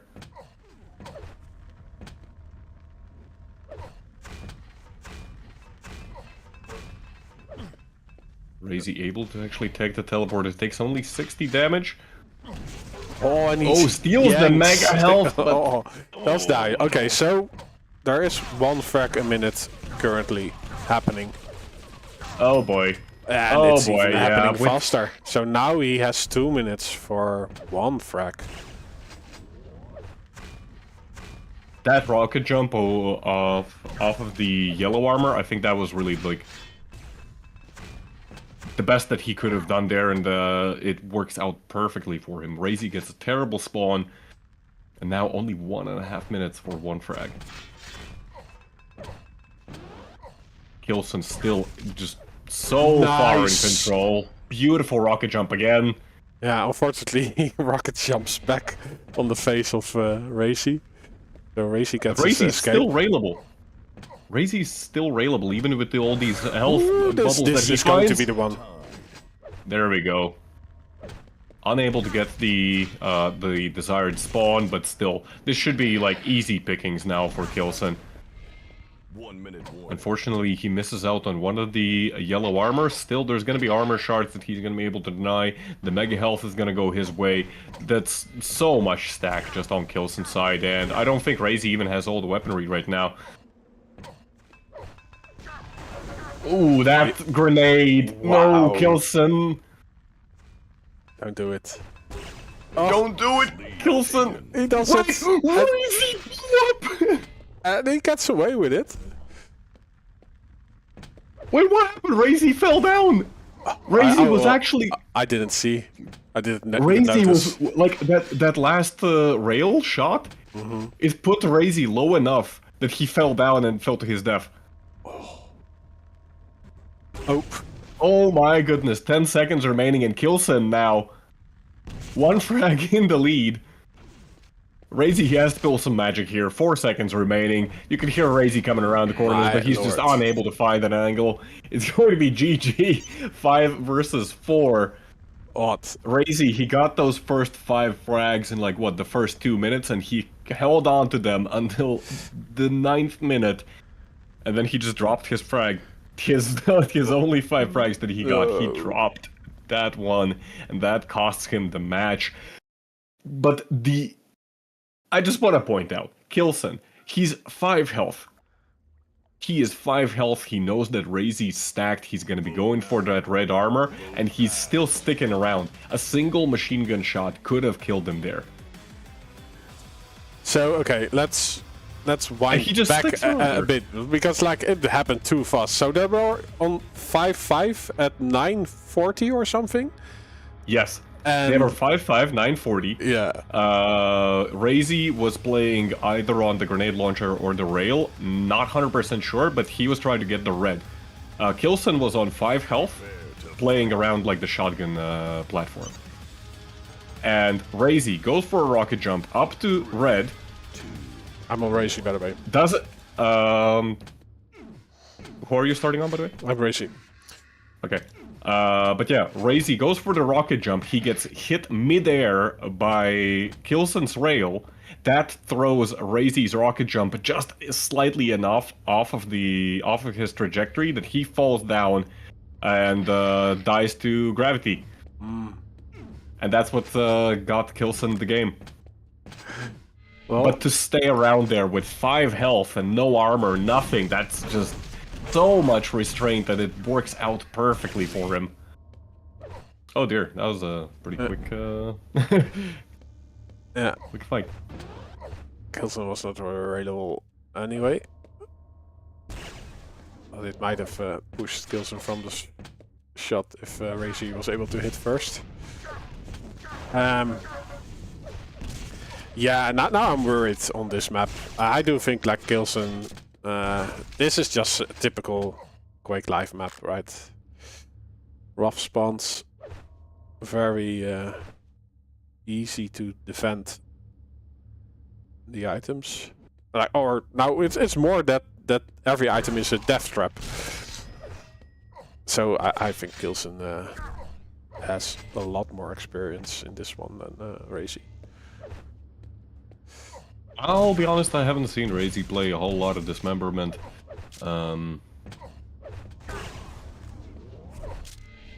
In Kilson's practice sessions, if from what I have seen, he's been performing pretty well on this map.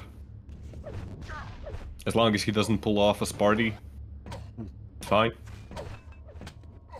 With Sparty, it's always a party. Yeah, Sparty's always a party. Oh, Raisy was there.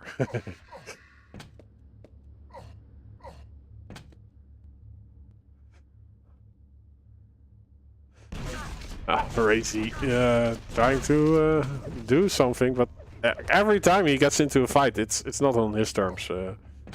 Like he's even surprised that Kilson is there. It seems. Yeah, we still have a couple of matches after this one. Even another one from Kilson. Yeah, this is not the last we see of Kilson. If you say exclamation mark bracket, you you probably have to scroll a little bit down to the 10th of August, and then you see the schedule of today.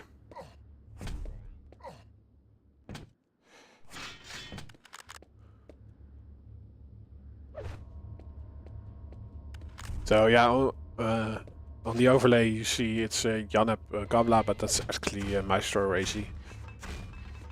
And Kilson is really Kilson. What if Kilson is Raisy and Yanab Gobla is Kilson? That would be strange.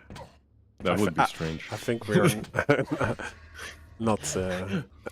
What if it's actually Agent? Well, he's resetting his mouse a lot.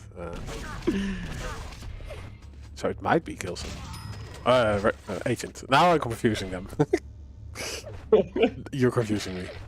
We are all Agent. Yeah. We have agency in this. But yeah, it does look like that this is definitely Kilson's map. Raisy not really able to do anything. Yeah, so far, control has been entirely on Kilson's side. 2 red armors, 1 mega health for Raisy. He's been trying to do whatever he can with the yellow armors that he's been able to get. Oh, nice follow-up there by Kilson. Unable to get the kill in the end, but still just applying so much pressure ensures that Raisy can't really get any of the items in the next rotation.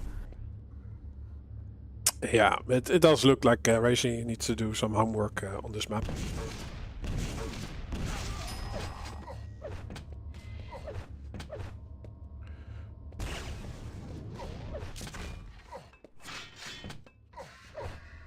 Because Kilson has everything under control.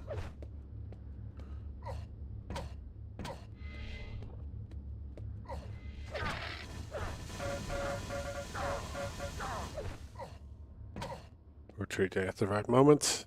5-minute warning. Taking center stage to have the best overview on the map for both items. Raisy does get a mega health. It has been a long time since he got something.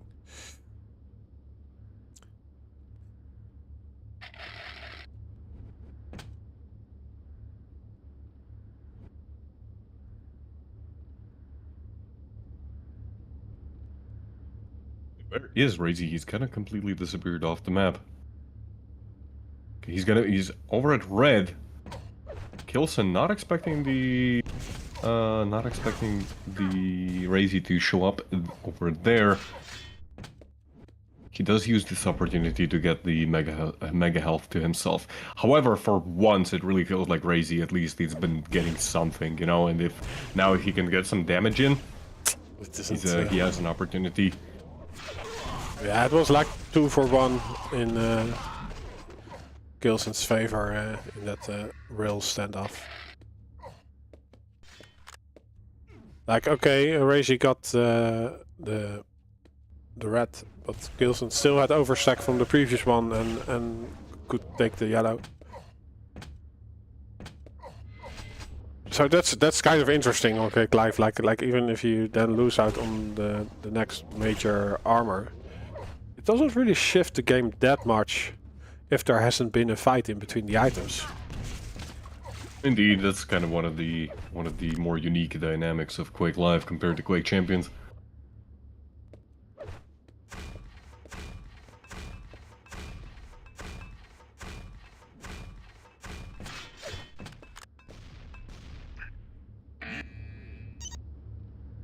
Yeah. Raisy just calling GG'd? Yep. Well, I can't blame him. We can't blame him there. True. There's a whole day ahead of him.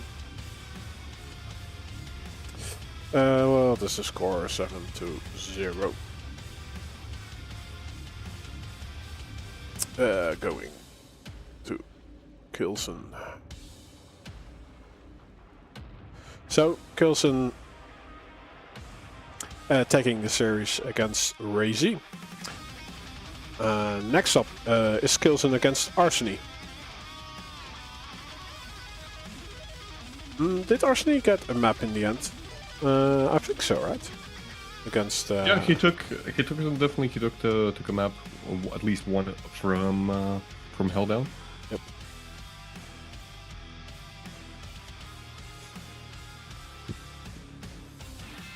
But yeah, already in QUAKE Champions there was a big deficit between Kilson and Arseny. So I imagine that will also be there in Quake Live. Maybe even more in Kilson's favor. Let's see if I can draw up the picks and bends. Yeah, for the ones that just joined, this is the schedule for today. We already had Helldown versus Arseny, Raisy versus Helldown. We just saw Raisy versus Kilson.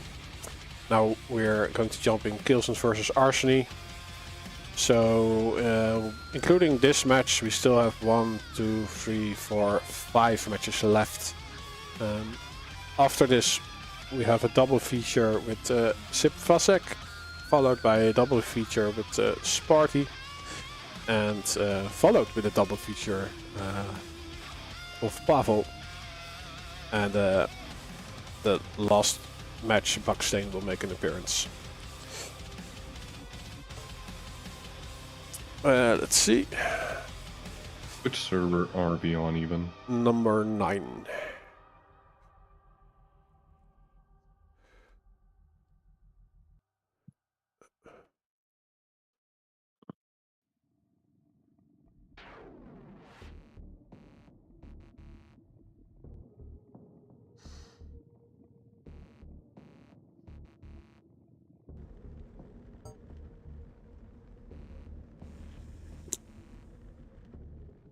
See.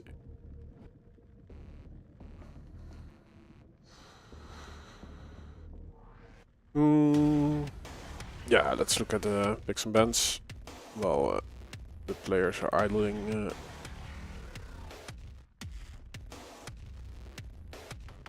Yeah, so this is what you missed. The wings of Ranger. Oh, Arseny, you're ruining it. But yeah, let's take a look at the picks and bends.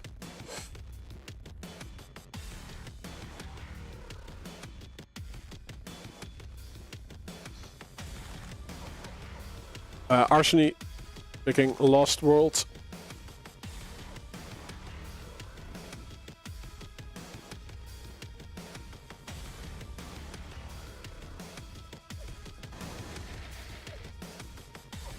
Kilson, yeah, picking Dismemberment, and we already saw that it's a huge advantage for Kilson on that map. If we go to a tiebreaker, it will be Silence, which was a close one between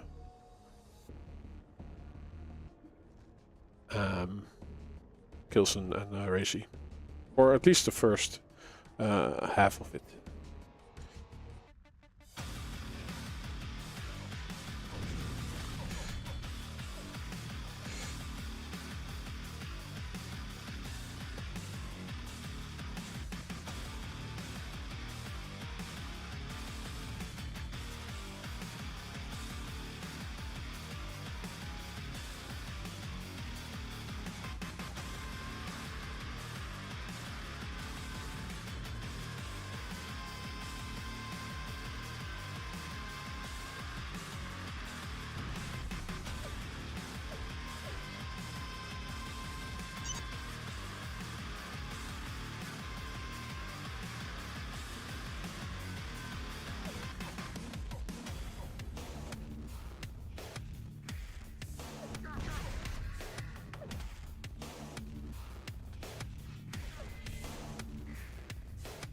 I'll start on Arseny.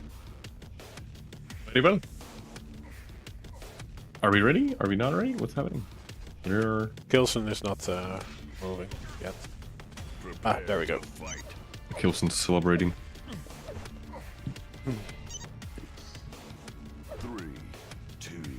High-fiving his family. Can you blame him? I've never been laying down Raisy. First engagement, plasma by Kilson. Arseny with the rocket launcher. Russian tactical style rocket jump.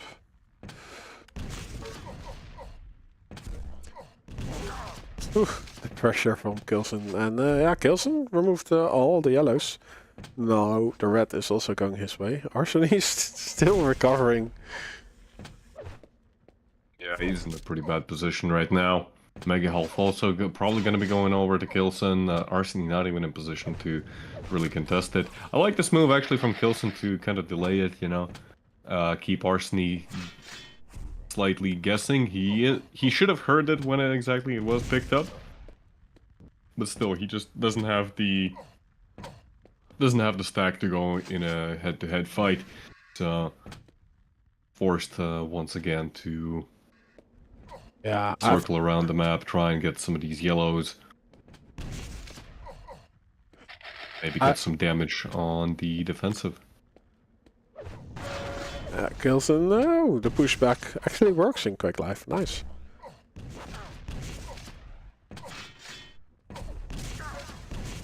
Ooh, very aggressive push coming out from Kilson, but he's damage. Yeah, he's eating rocket after rocket. Thankfully, the major items were left up by Kilson in preparation for a situation like this, and that allows him to get a very clean frag. Look at this. Yeah. Even after that, he's still 100-100. Sure. So much plasma gun damage, unbelievable. Kilson on 9 health. Red armor is not coming up for 5 seconds. If Arseny just like comes around and just like spams the shotgun or something like that, he might even get a kill here. Yeah, he could even drop down with the shotgun if he had that in his arsenal, or anything actually, like an insult would have worked. He did not have a shotgun. He basically had nothing whatsoever. Okay, then I understand. Yeah, that makes sense. Kilson again trying to set up a trap here. Ooh, pays the price with his stack.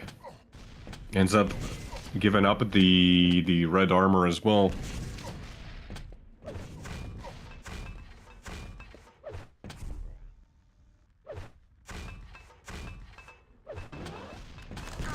Ooh, Arseny around the corner, he does decent LG damage, but Kilson connects the full on Hondo. And the double back is actually quite close. Arseny not far away from getting a frag on the board, but Kilson able to survive. So many of these fights are just so really close. I'm surprised that Kilson is able to actually get these fights in his favor. Both players hitting approximately 40% LG. Almost grabs a rocket there.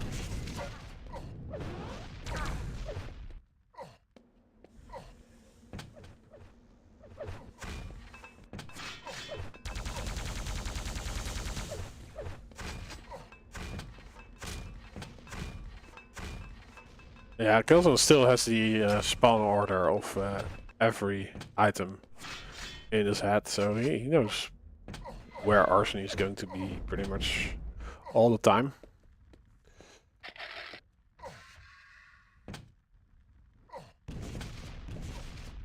Ooh, actually, very nice read there by Kilson. Had he just gone straight for the drop down on the Mega, definitely there was a risk of, you know, Arseny popping around the corner, getting some free damage, kind of mitigating the major item.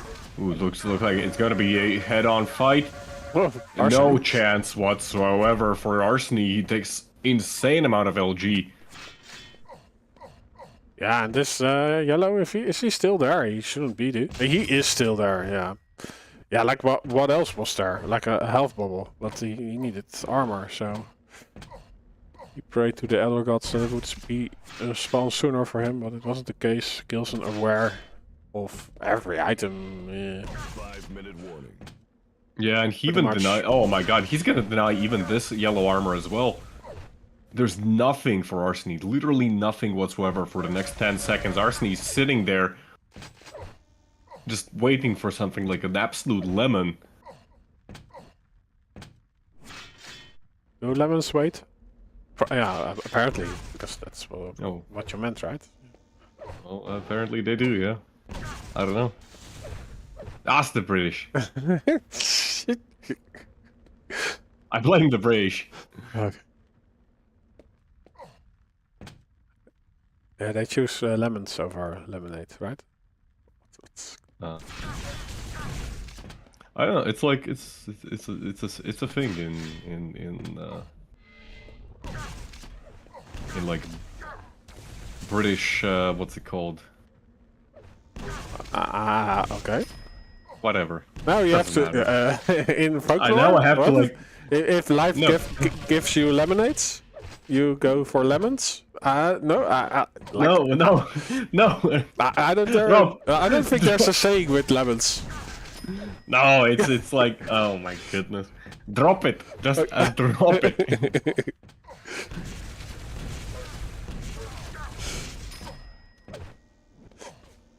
You started it.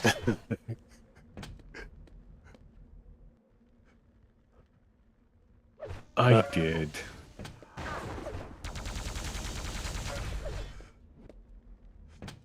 Oh yeah. But you know what? I'm gonna be the one who ends it. Okay. Anyways, -1 versus 6 Kilson. Still in full control. It's... Yeah, the fact that Arseny has been able to get, you know, over 7 minutes, 1 mega health and nothing more. Just 2 red armors as well. Even those 15 yellow armors that Arseny has been able to somehow at least grab, you know, he's really had to work for them. I really love this rocket jump as well. Like, you can see that Arseny, like, I don't think he even had an idea. Even if he heard the rocket jump, he probably had no idea where exactly Kilson was. And yeah, with only 600 damage difference, that's still just a massive lead for Kilson. Arseny, he was definitely doing some damage. We can see that in terms of LG damage output, for example, Arseny was actually on top, but it's just not enough. Like especially in the beginning, that he still had, or that he still was able to go to some of the lights. Like those fights were really close.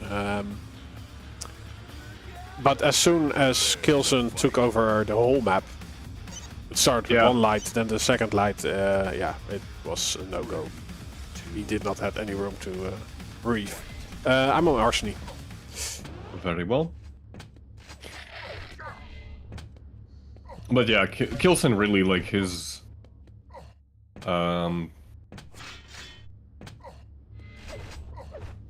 his play from last map, you know, it could be described as just suffocating, you know, where Arseny, wherever he went, you know, he was always under pressure. All of the major items that were consistently just being denied by Kilson, even the yellow armors, there was no chance of, you know, getting them for absolutely free. Overall, just very well played by Kilson. But let's see if Arseny is going to be able to change the course on Dismemberment.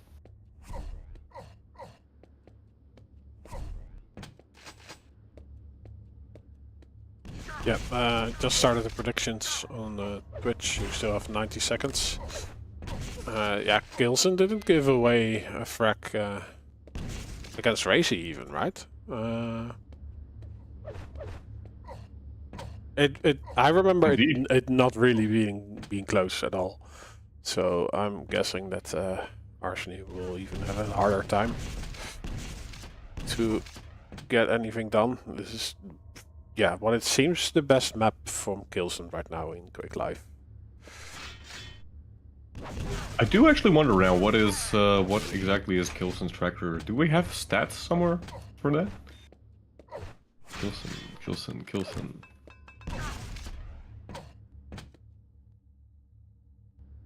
Boo. Maybe Wikipedia, but that's only tournament wins. That's not really map statistics.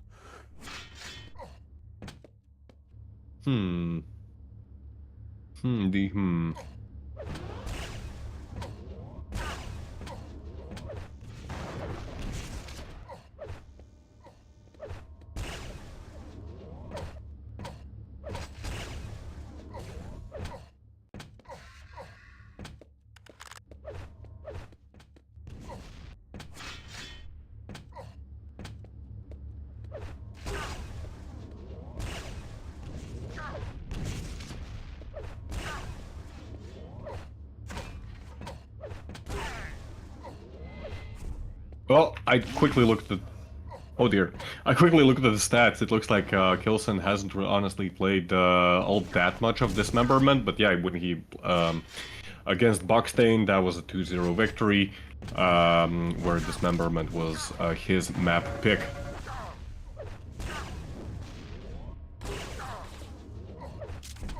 A lot of damage being inflicted by Arseny so far. The score is tied 1-1, 3 minutes in. Arseny still railable actually, and none of the items are really coming up. Kilson already posturing for the Mega Health. He's gonna be able to get the yellow armor as well, leaving not a whole lot for Arseny. Beautiful rocket though, as Kilson comes around the corner. That's gonna allow him to at least get this red armor pretty safely. Kilson sticking around for quite long.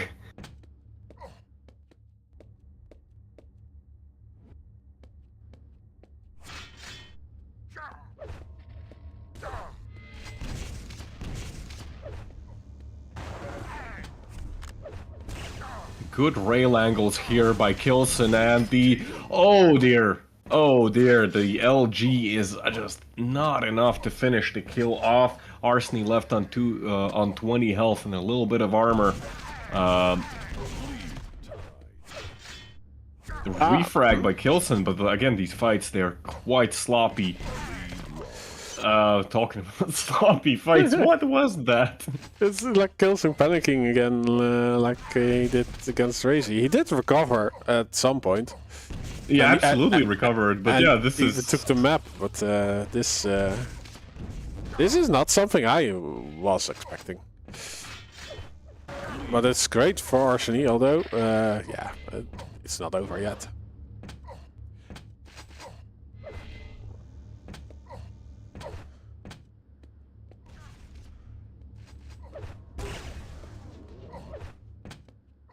Arseny, I, as soon as I saw that, you know, midair rail, I thought he's gonna die to gravity. And we're gonna get a bit of a repeat of what we saw against Raisy.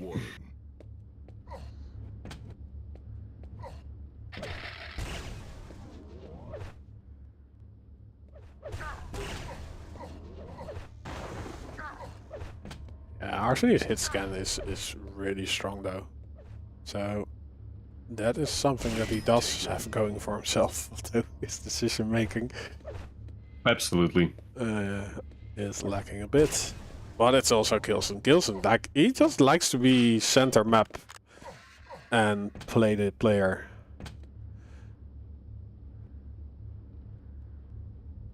Indeed, it's such a strong position on this map, honestly, and Kilson is, you know, with his railgun accuracy being so good, he can consistently punish his opponents, you know, for really peeking out anywhere.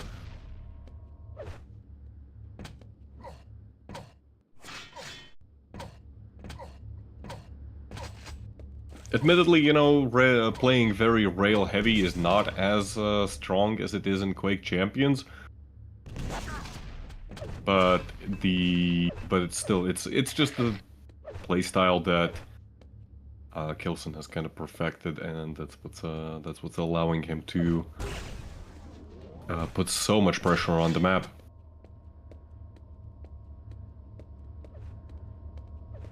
Yeah, because like if your rail is not that strong, you want to close the distance, but as soon as you are closer, you already got hit by 2 to 3 rails, and you don't have any stack left to fight. Indeed.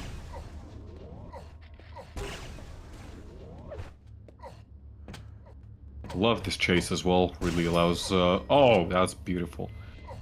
I don't think Arseny even got the 50 health bubble here. That's actually disastrous for him, because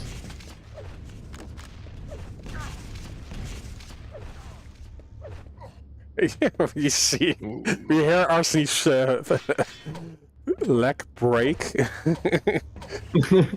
because he needed to do a rocket jump to get to some health. And in the end, he still doesn't even get the mega health. Kilson is still 200. He's just been hitting rails left and right, and Arseny can't connect anything.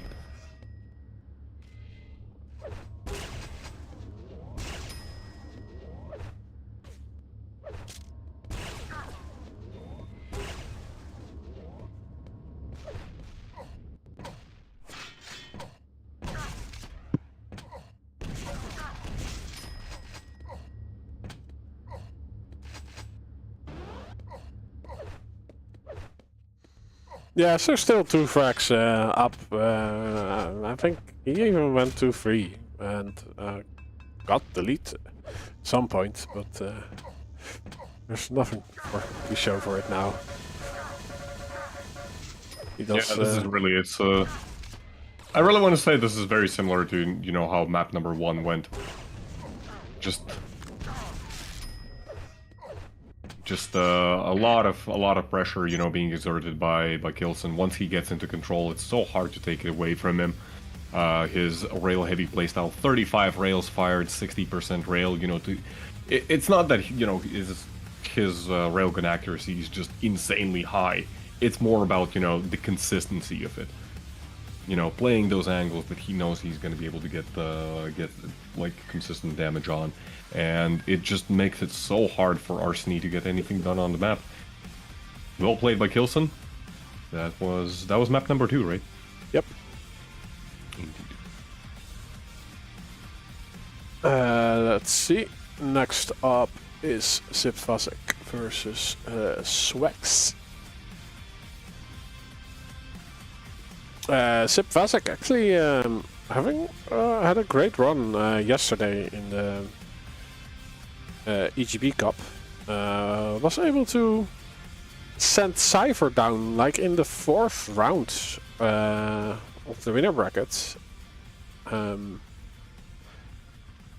So yeah, taking out the legend himself. In the end, Cypher just soldiered through, taking the whole tournament, but it was kind of a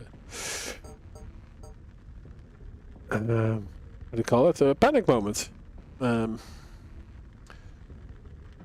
So there is definitely potential in Fazak, or is it that Cypher just really played bad? Like, I didn't see the match, but it was strange to see.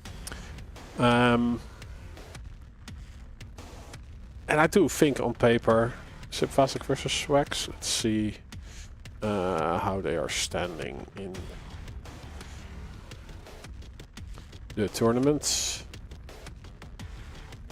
Fazak 3 played, 2 lost, 1 won.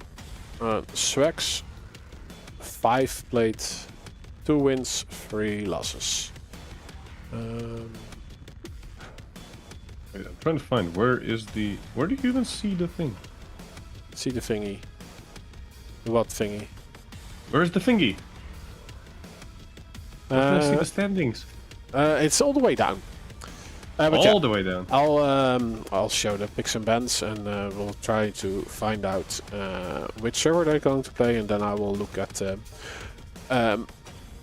matchup that they had, if we can say anything intelligent of which way it's going to be.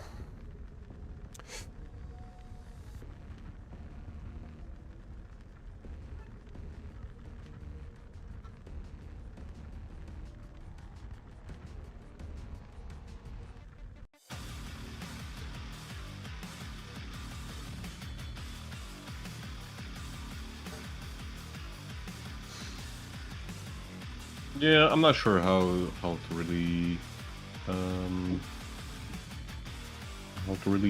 talk about this match. Use Pavle announce. What?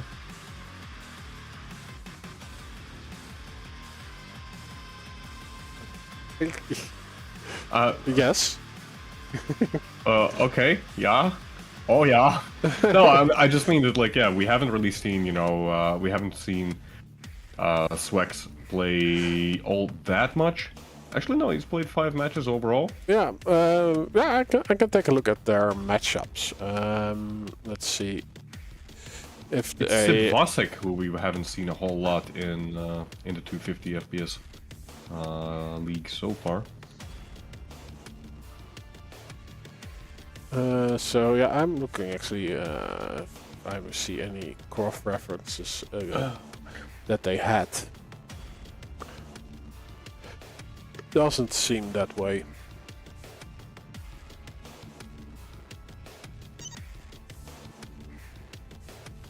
No, so they also are not in a position that they both played the same opponent yet.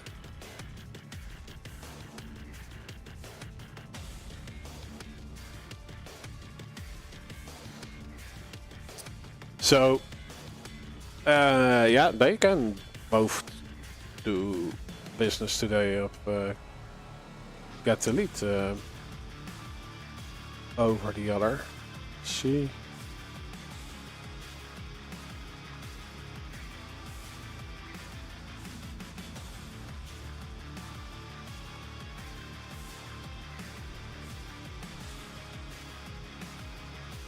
So I used words, sentences,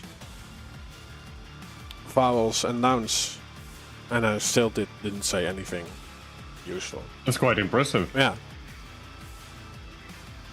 It sounds like me every day, yeah, to be honest. I got out and says true. True, indeed. He agrees. Hey, Kilson, thanks for the rate. Great games today. I hope you are happy for with your result. Did you remove the macro? Yeah, well, when we switched from Nightbot to Stream Elements, I don't know if we can set it up in Stream Elements. Set up what? Do they already have a server? Oh, they are there, at least. Yeah, you're already here. Yeah. I'll switch. Thanks, Cakewat. Oh. Let's see, I can at least do a predictions. So we started Furious Heights.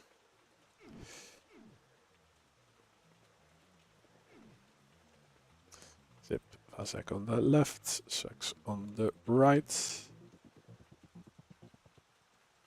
It has been Gododin. How's your life going?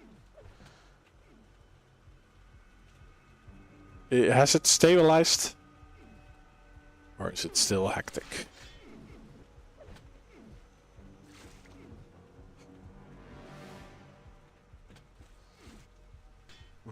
I see what you did there. Hectic.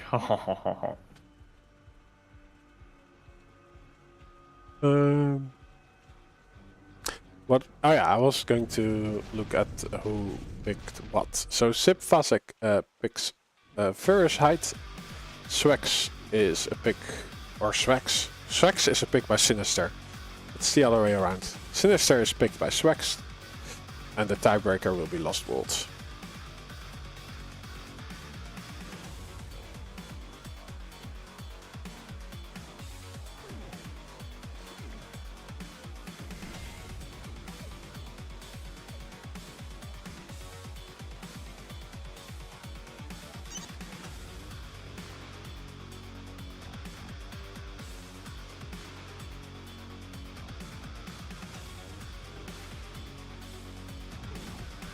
Ah, good evening. That's at least a few nights going well.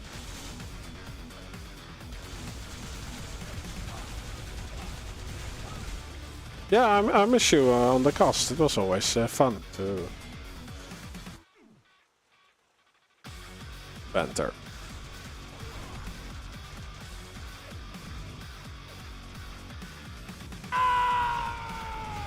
Thanks, Impure TVX. Looks like the players are just running around.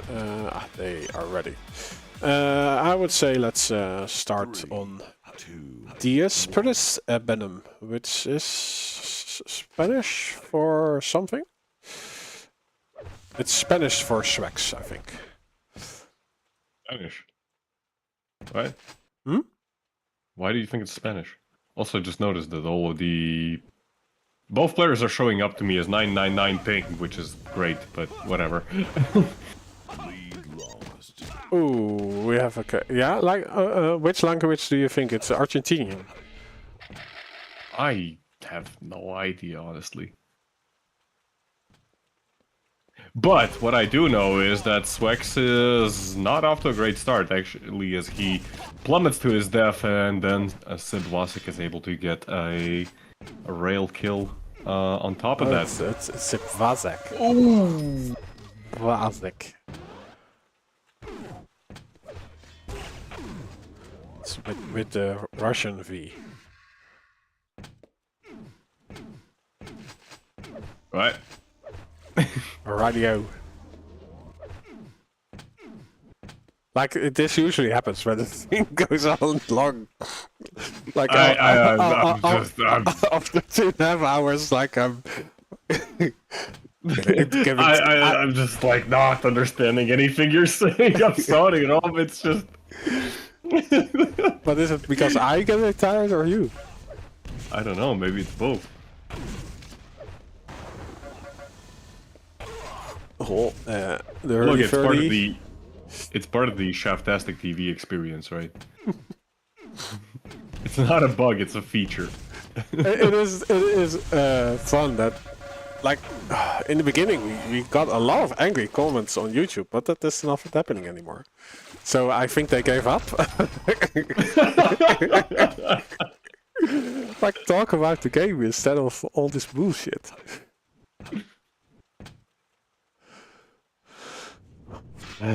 But yeah. I don't think it looks Spanish, the wordings of Swax beautiful name there. I'm not gonna comment on that. I'm gonna say it's probably Dutch. No, it definitely is not Dutch. We don't have those weird thingies in our language. You know what's Fazak? He's dead. Yeah, it's because we're 2-2. It is 2-2, and Swax has been able to claw his back from a -1 score to at least a tied game. Caught in the corner there, Fazak making a very aggressive push, almost actually pressuring Swax out of the red room. Red not coming up for another 5 seconds, but in the end, Swax opting to go for the safe route, sticking with the mega health. Both players in approximately equal total stack, 180 and 100 health and armor respectively. Fazak on pretty much the same stack, just health and armor reversed. Oh, I also have a full game screen. There we go. Did you forget to switch the scene? Yeah. Nice, I'm not the only one. Oh, it's Greek, could be Latin. Like, everyone is questioning it, but I think we do have an answer. It's Dutch. No, it's a tree. It's not a language, it's a tree.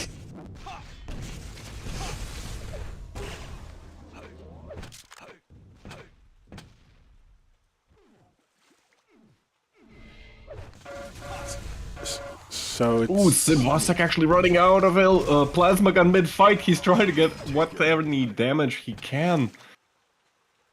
I don't know if you saw that that fateful click of doom. As Fazak was just frantically trying to switch weapons and try and get something. Oh, and that's a terrible engagement for him right now. Unable to even steal the mega. You cannot say he nailed it, because it's the plasma gun and not the nail gun with the plasma skin. But I do think he nailed it.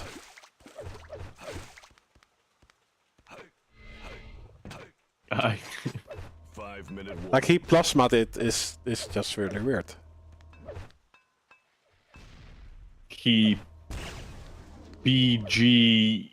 No, I don't know. I'm at a loss. Sneaking around.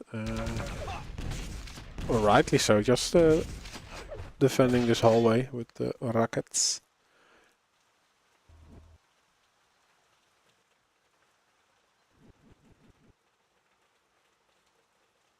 The ambient sound is quite nice. Like you see raindrops and you hear them.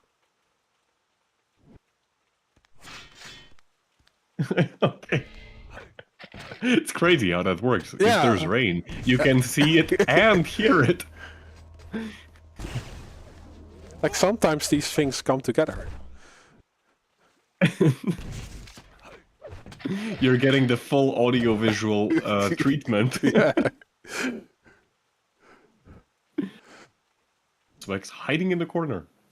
Yeah, like in Quake Champions, you can admire the high-res textures. Here it's a blurry mess up close.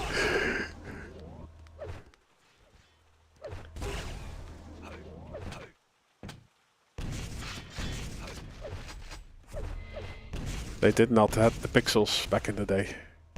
Yeah, insufficient pixels. True. Now you can see all the pixels and, well, the lack of them. Rail engagement, and Fazak somehow actually ends up on top there. Very nicely timed rail and an unfortunate spawn for Swax. That's gonna be 4-4. The game is tied once again. 3 minutes remaining. Not a bad attempt, honestly, from Swax to actually try and go for that refrag with the plasma gun. Nice recognition of the chance that he has to get this frag. Like a real, then just up close damage. Yeah, Swax also not really had the arsenal yet to defend himself in that engagement.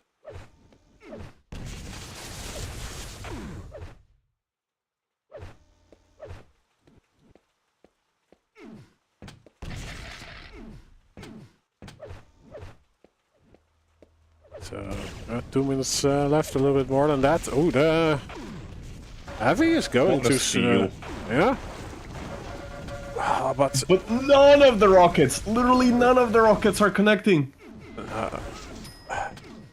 Yeah, it's like it's that those movements that trap you in thinking he's going one way, but it's actually like a small step in one direction and then a step back.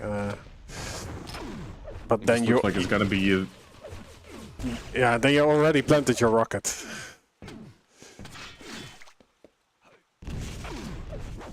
Yes, Fazak is definitely like just dancing right around Swax's rockets and just nothing connecting for him. In the end, that was like 100 LG just, you know, non-stop being fired. And very, very successful engagement for Fazak. Yeah, definitely sealing the deal in the last 2 minutes now.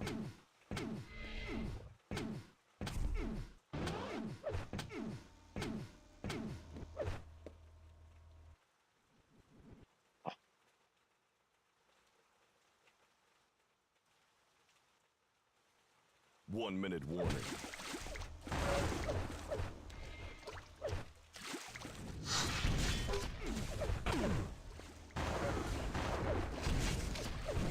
Oh, so low on Swax, so low. Trying to get something done on the map, but it's just not gonna work out for him anymore. And you know, with 40 seconds remaining, he's under so much time pressure that he's bound to be starting to make mistakes. Beautiful rockets there by Fazak to finish up that 9th frag. 30 seconds, 5 frag difference. This looks like it's gonna be map number 1, Furious Heights, going in the way of Fazak.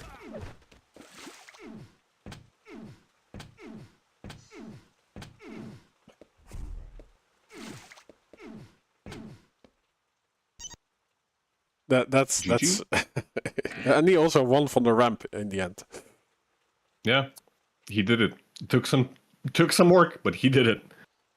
Yeah, it's like if you stick to it, it will happen at some point. It's so Zip Fazak. How do you pronounce it like that? Yeah, I don't have the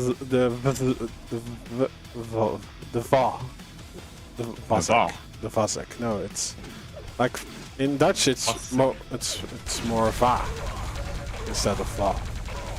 Va. So Fazak. Okay. Zip Fazak. Honestly, I don't even know where you put the stress on that. It's weird. It's one of the reasons why I can't speak Russian is because I just do not know where to put the stresses. Even though, like, I kind of understand the language almost. Is that a Breath of the Wild reference? I'm not familiar with Link lore. What?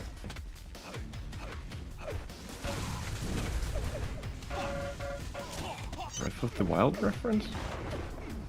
Yeah, the Nintendo game. Oh, It's a Zelda.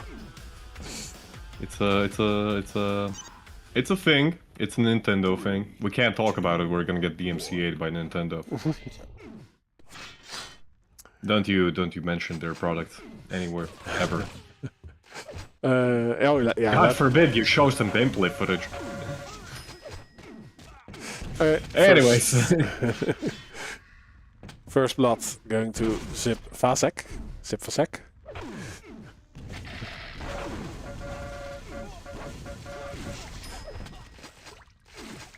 And the second one also, and yeah, Swax didn't really make a dent to justify any play right off spawn, so he will just have to play this slow, but he's slowly waiting on an item that is far away from spawning.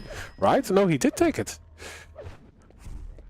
So we have a denial at least.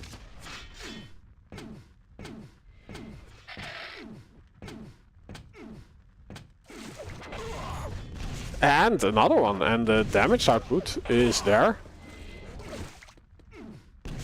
Nice little combo there. Does, you know, push him out of cover with rocket, follow up with rail. 50% of the time, works every time.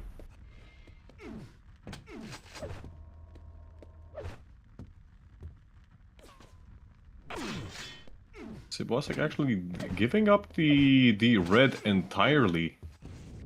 And Swax now on a significant stack advantage. He's almost double the stack.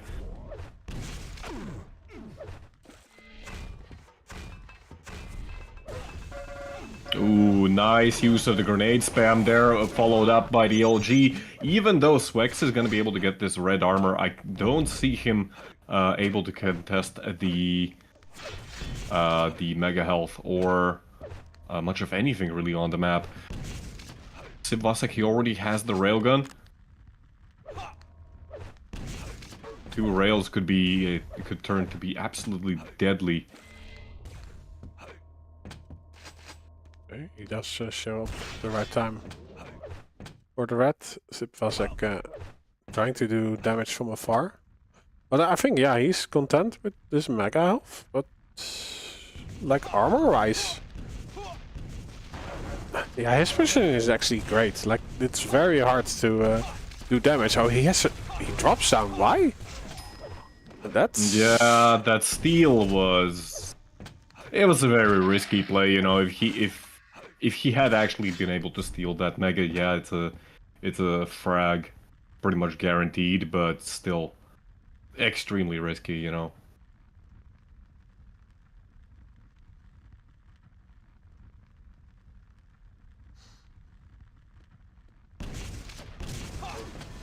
Ooh, Fazak actually caught in the corner there. The rockets are pretty good by Swax, but still the LG. LG by Sib.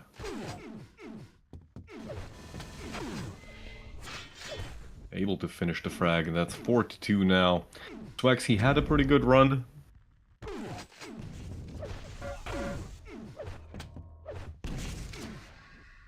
Yeah, I don't think there are some situations where Swax can improve his weapon selection. Like there has been now many times, even also on the last map, that he just brings a rocket to an LG fight. I mean, we have seen, you know, players who absolutely can challenge LG heavy players like that, but you know, when we're looking at Sib Vasek, who's right now hitting 40% LG really consistently, it's an uphill battle, you know. There's just something about the ground movement in Quake Live that makes it kind of easier to dodge rockets, and Yeah, like I said, he's also doing a great. He's doing it in a way that he's baiting the rockets one direction.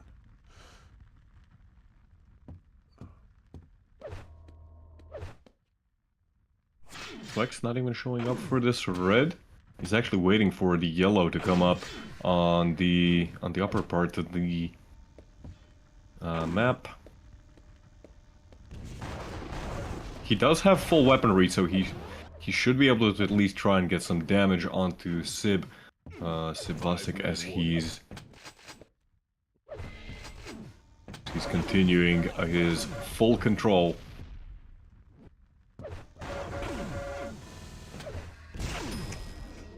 Nice read there by Sib Vasek as well. Oh, and the rail pushes Swax away from the red. Not gonna be able to deny it. That's another frag, and on top of that, the Mega Health is spawning right now as well. How does he even hit that rail? Like How does he even hit that? Screws up the momentum midair for Swax, and it's basically a death sentence. Yeah, and the game has picked up pace quite a lot. Sib Vasek is chaining frags one after another.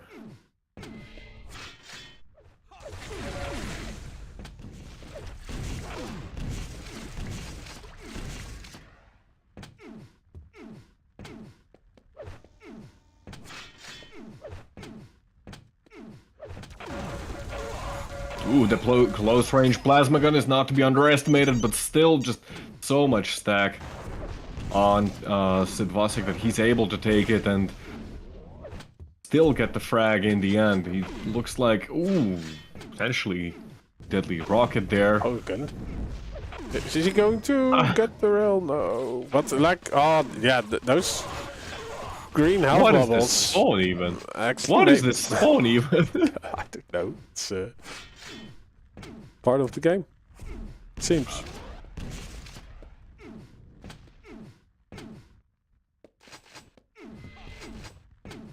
Or is someone manipulating them?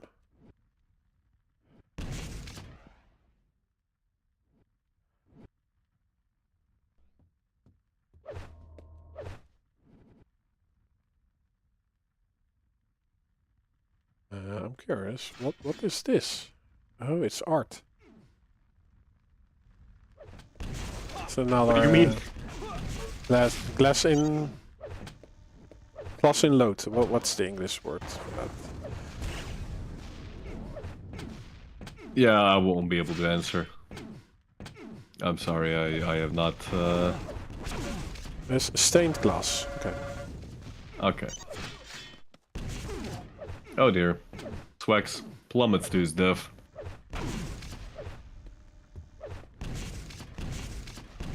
I'm surprised that this is the first time on the map that he's actually plummeted to his death, because Sib Vasek, really, he's been doing exactly these kind of shots, you know, just as we saw, where Swax tries to just like cross a gap, shot midair with the rail, all of his momentum just completely removed.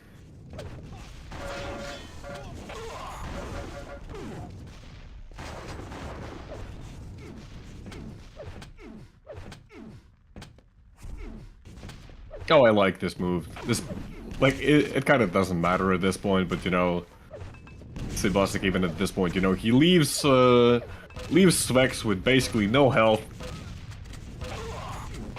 Oh dear, he just end up giving up the Mega, and Swax gets his first frag. So, what was the technical greatness about his move? He's saying GG. Sibvasek says GG. How rude. Minute warning. Oh, that's a really cheeky angle. I think he should just also time out the match for like 2 minutes. Before continuing.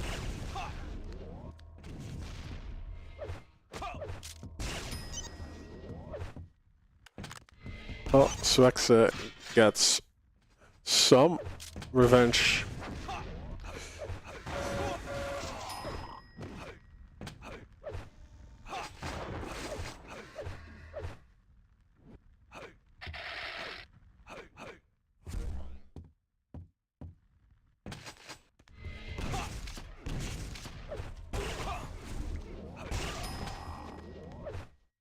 But yeah, it's pretty much garbage time. It's over. It's over. There's not enough time. Like I think this map could benefit from like a toon shader, like those fat lines.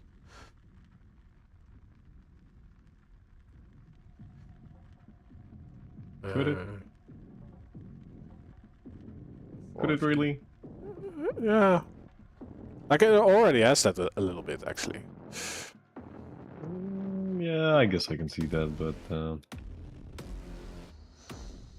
But yeah, Zip No. Fazak. Zip Fazak. Vazak. Is one day victorious. you'll get it right. No, I wait.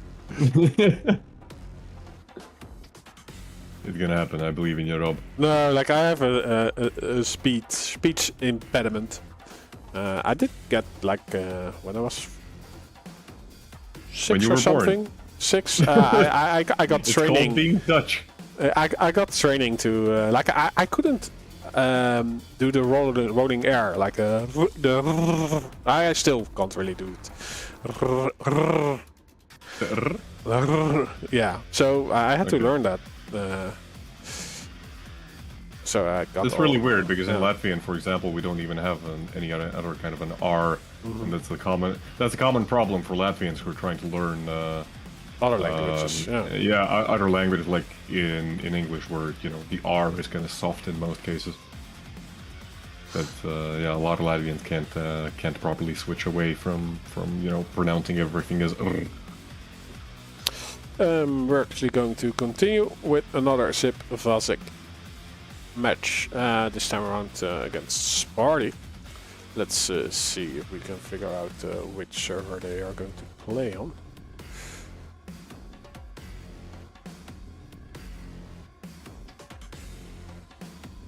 They apparently have maybe some kind of a server. What is this? Yeah, it's an old IP. Oh, I'm scared.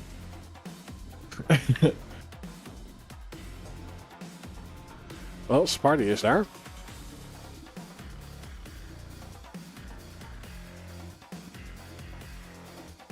By the way, does it also show for you Sparty's on 999 ping?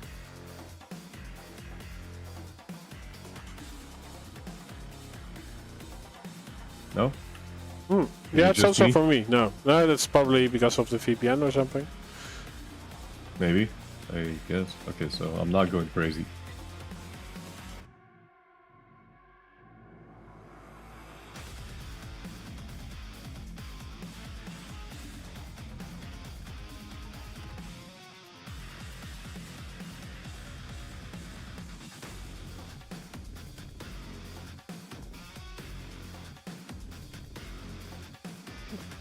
Um,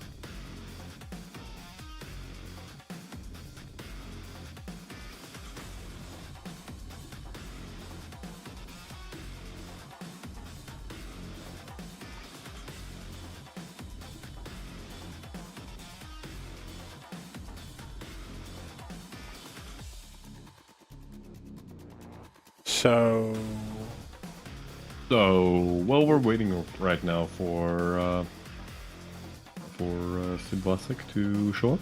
yeah, Sparty's here. Kind of. He's AFK. He already is coming with an excuse that he has been working all day.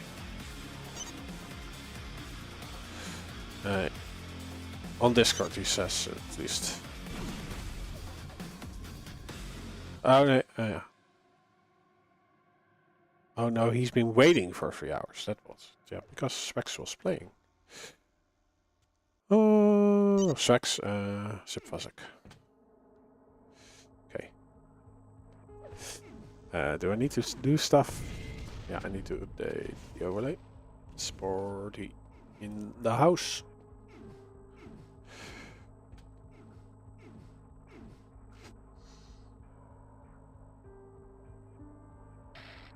So Fazak playing wants to play Cure.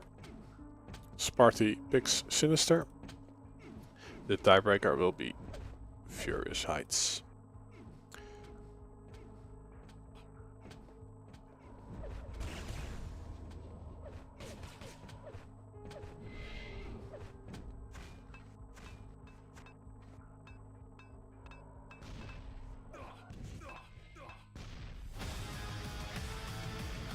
Yeah, I'll start a prediction and also need a bathroom break again. How are you doing? Do you need a break? I'm fine here. I am fine. I do like this map, like the baked in ray tracing is very well done. I'll start on Sparty. Yeah, if I'm able to. Yes, there we go. See you in a bit. Very well. Oh, Sparty.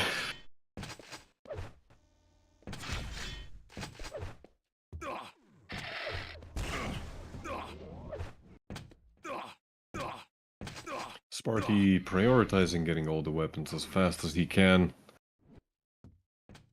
Fazak actually losing out on most of the armor on the map.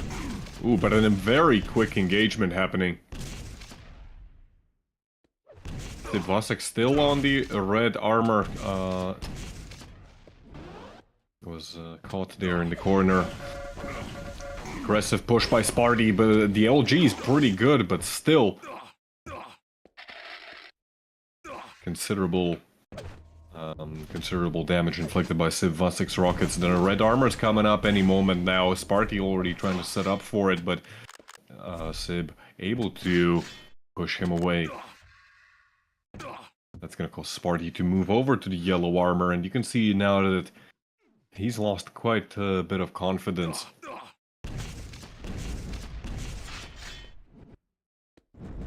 The mega health is up. Sparty actually faking the jump away.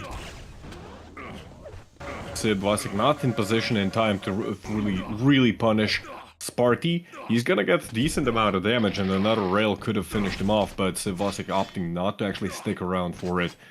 That's gonna be pretty much another reset in the situation.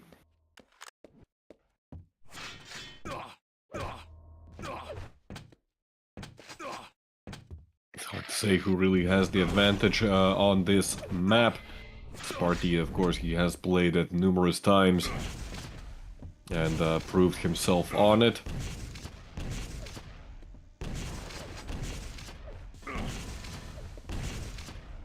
The rockets from top down, they're just not connecting whatsoever. No damage whatsoever from Sparty, but at least he's going to be able to get the red armor and connect the final rail, which is going to give him the first blood. A very aggressive push there by Fazak, but he had to hit quite a lot with a starting MG to get that frag. It's going to be another actually quite aggressive push coming out from Fazak.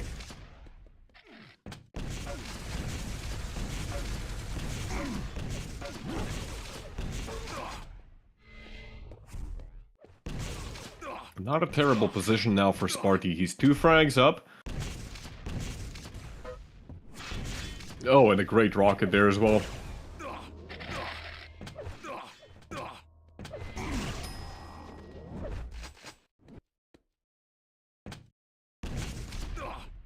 make that a third frag. Both of the major items are up, and Sparty now, he should be able to actually be able to get both. Fazak trying to once again go for a really aggressive push there, but it's not gonna work out. Sparty, yeah, his rockets have been a little bit hit and miss here and there, as we saw earlier in the fights where he has the high ground. A lot of them just end up missing, but you know what, when it comes to these close range engagements, Sparty really connects where it counts. Meow? What do you want, little meow? Oh, Fazak left so weak. Cat, stop sitting on my mouse. God damn it. Oh my god. You fluffy terrorist, what are you doing?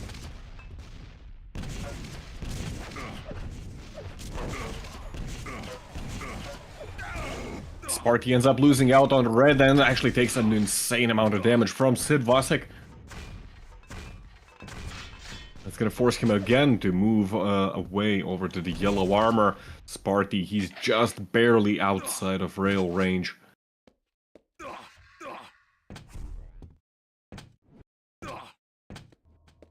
Mega and red again coming up at pretty much the same time. If Sparty is quick enough, he should be able to steal this Mega, which he does thanks to a swift rocket jump. Neither player really healthy enough to be willing to commit to a head-on fight. 5-minute warning.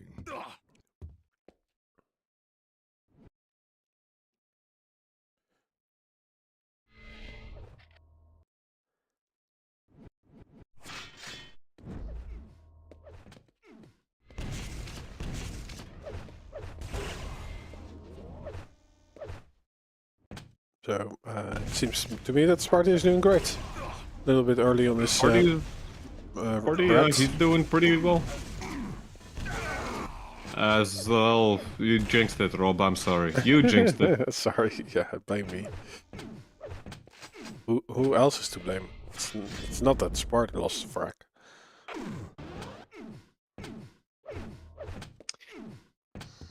But yeah, there were definitely some close calls, and I think it was a matter of time. Can you stop, cat? What the f... Oh my god. Excuse me. Are you going through some trouble in your relationship? Yes, there's some... What did you do? What did I do? No, I didn't do nothing.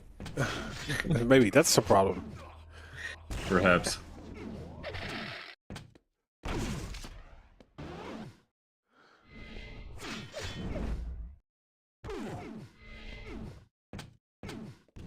You always do nothing. That's the whole problem.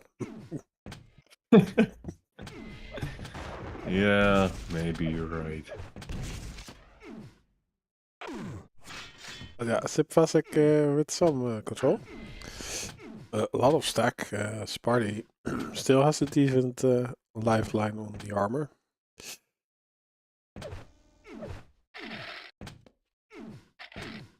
Where is Sparty actually? It's just chilling here. Getting the green and the yellow. So losing out on the red isn't that much of a big deal. And for the past minute, honestly, Fazak, he's been chasing Sparty pretty much fruitlessly, and this is the first proper engagement he gets.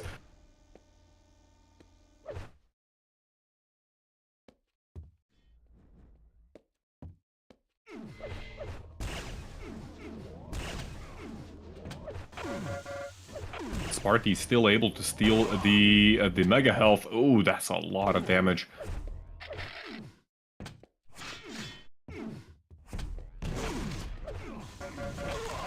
Ooh, the double back from Sparty with the rockets is quite effective. He does die, but he might get the refract, yes. Great recognition for the play he made. I think, yeah, you know, in that scenario, I think he realized pretty well that it's kind of a doomed situation, you know. If he tries to run away, I don't see, you know, him being able to evade Sivasek in the end. So might as well, you know, double back, try and go for as much damage as possible. And works out quite well for him.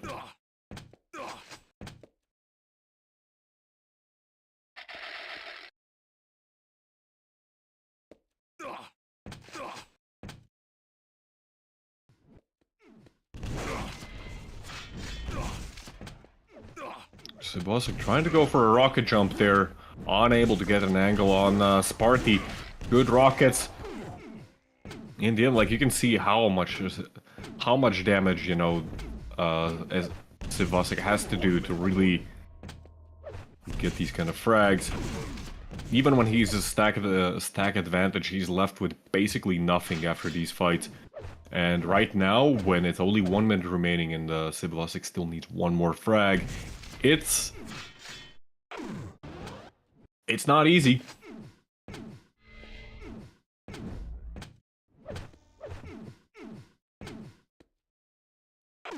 It's 30 seconds remaining, and you can see the slight panic setting in into Sivasek as he's checking every single corner. Sparty is doing a pretty good job of evading his opponent so far.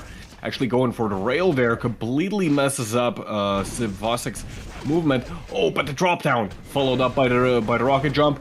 Sparty, he's doing damage. In the end, it is going to be a tied game. But for how long? As Sivasek is still very weak. A single rail could kill Sivasek. Sparty is near Mega. No, he's actually slowly moving towards the red. Oh, okay. Yeah, no, he does get the Mega in the end. I just switched to him.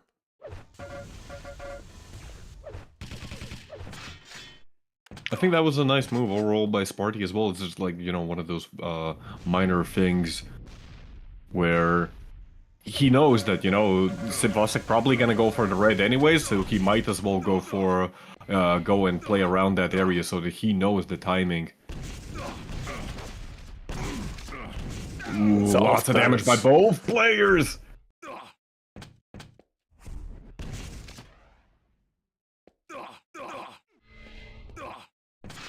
Red coming up in 2 seconds. Mega was already taken by Sivasek.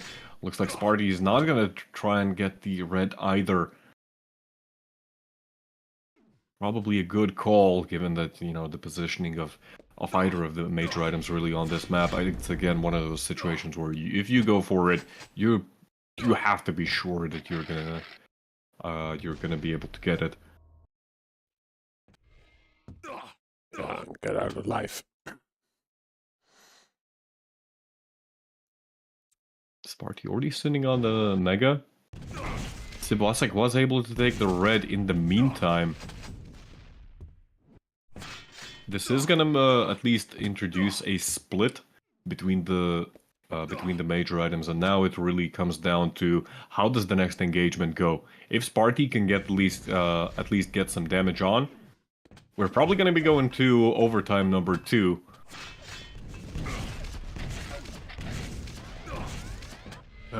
20 seconds. But there we go. Again. Ooh, heavy. The red for Sivasek. Mega, go to Sparty, but at what cost?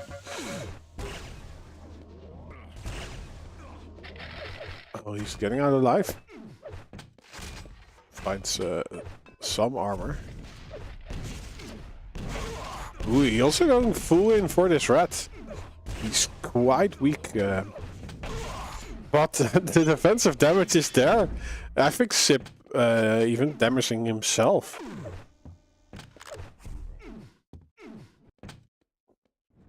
Indeed, and after all that, you know, like, we're pretty much equal once again. Sparty dropping down onto his opponent. Oh, but the rockets are not really connecting. Both major items are up. Sparty, he's forced to retreat as a single rail still could have gotten him there.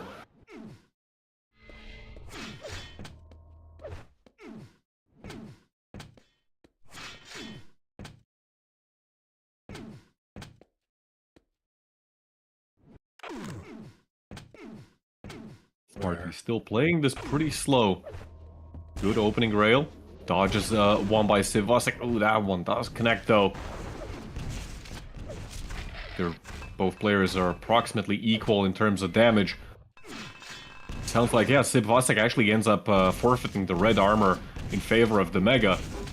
Oh, but an unfortunate push by Sparty is gonna mean that he takes a lot of damage. Both players railable. Sparty going for the rocket jump, but Mega's still up. 10 seconds until overtime number 3. The here, Sparty.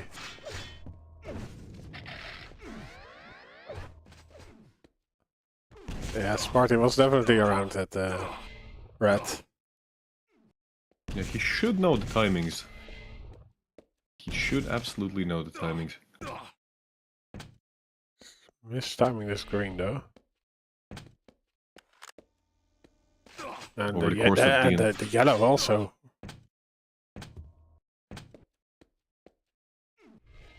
So we have the red going to Fazak. And again, a ton of damage. But there's decent return from Sparty. But no! But the rocket! Oh dear.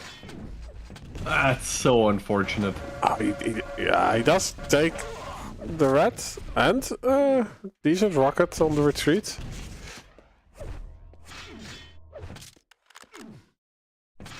But yeah, that one mega health really, like, it's messed everything up for Sparty right now, and he's got only 50 seconds to make one more frag to try and get another overtime.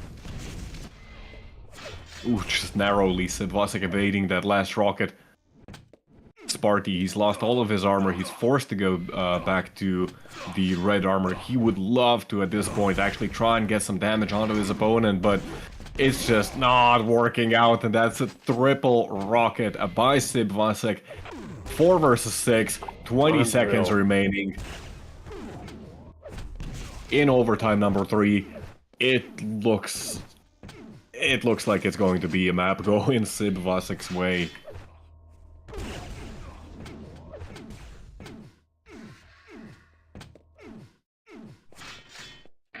Yep. There we go.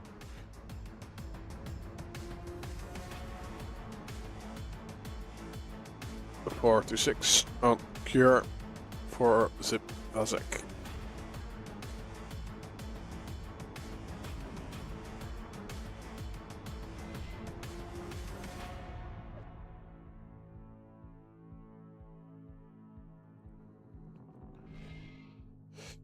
And we are moving to Sinister for our next map.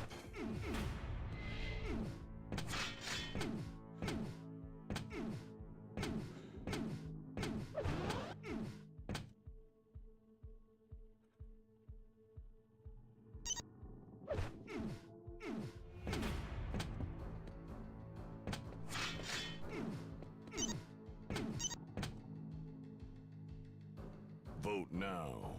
Vote passed.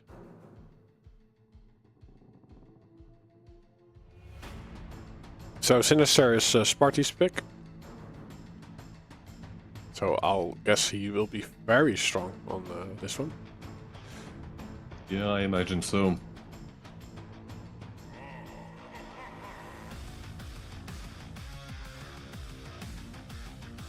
Really... So, yeah. A really close match. The previous one, it really, I think, came down to that one fight for the Mega Health where Sparty, you know, he was so confident, went for it, and Sivasek, he was right in position, you know, to punish that, and then, you know, the final rocket, which ended up, unfortunately, launching Sparty himself, you know, up in the air, off that platform, sealed the deal. And with so little time left, I just could not see Sparty coming back from that point. Up until then, you know, it was extremely close.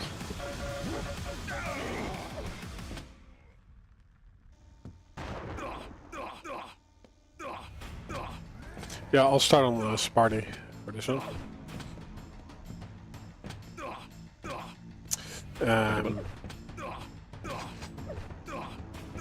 Banter on YouTube asking like, is it time for Sparty party?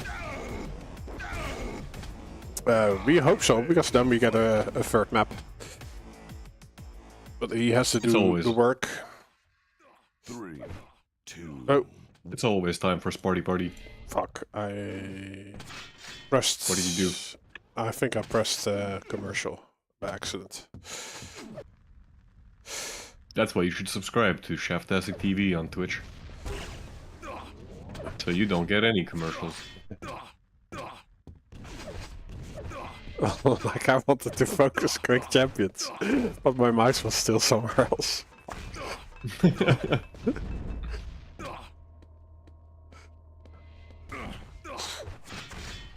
Cheftastic TV cares. They will be back in 1 minute.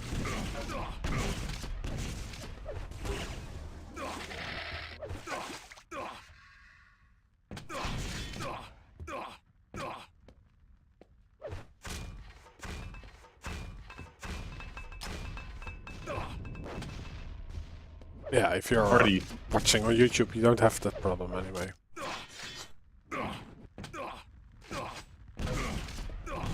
Do we even have ads on YouTube streams? Yeah, when you join the stream, you get an ad.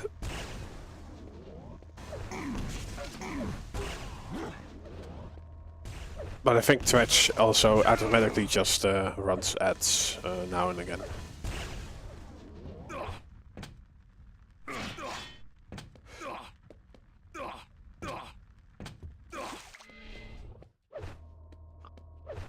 But yeah, Sparty playing very far forward, you know, given the fact that he was still railable that entire time.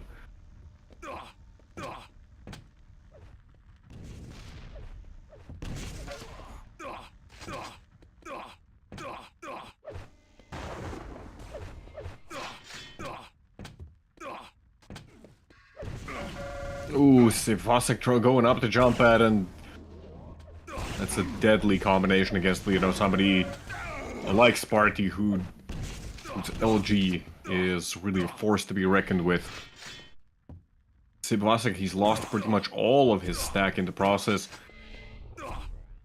Sparty not opting to go for the red armor though. He's trying to get some damage through the window there. On the bright side for Sparty himself, he does secure the mega health. He still has a reasonable amount of armor, got full weaponry. There's the yellow armor for him as well.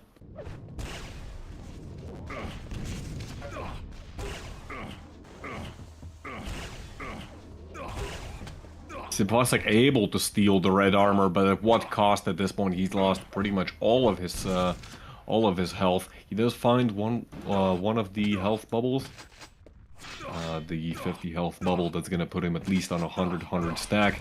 Waits for the yellow armor as well, but Sparty, he's slowly but surely, he's clawing his way back into a situation where he's gonna have full control. And as you can see, like, Fazak, he's not even comfortable to try and come for this red armor. I'm quite surprised that Sparty actually did not pick up the red armor there. It felt like he went right through it. Ooh, beautiful rail. Is he gonna go up to jump at? He does! Yeah. I like that little rocket jump off of the wall there as well. That ensures that, you know, he's actually not gonna be coming up, you know, in a straight vertical line. Makes it a whole lot harder for Fazak to actually punish that, that move.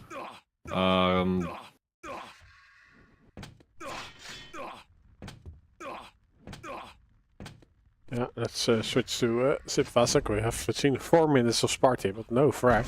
A lot of control though on his side, and I think just as we switch, we jinxed it. We jinxed it. God damn it! We switch again because Sparty gets the first frag. Oh my! Yeah, Flume right saying shoot harder, Sparty. Well, he's definitely shooting harder. like the harder you press on the mouse, the more damage it does, right? Yeah, I heard that. It works. I think Avik can confirm that. I think I think there was an anecdote that Avik was saying about boot camping with Zanaku, where every single time where Zanaku would fire, like his entire table would just shake. Well, Sanaku is very strong. He's a very beefy guy anyway. Ooh, Sparty! Unable to connect. Unable to connect the rails. Fazak, on the other hand, getting a lot of damage in a short amount of time that allows him to set up immediately for this mega health, which admittedly is not coming out for another 5 seconds. That is going to give Sparty enough time to collect his thoughts, collect some armor on the way, get some weapons as well, and make the next engagement potentially rather uncomfortable for Fazak. The yellow armor. Wait, that's the upper yellow armor. Oh, but wait, did Sparty steal that? It's a surprise party. Surprise party indeed.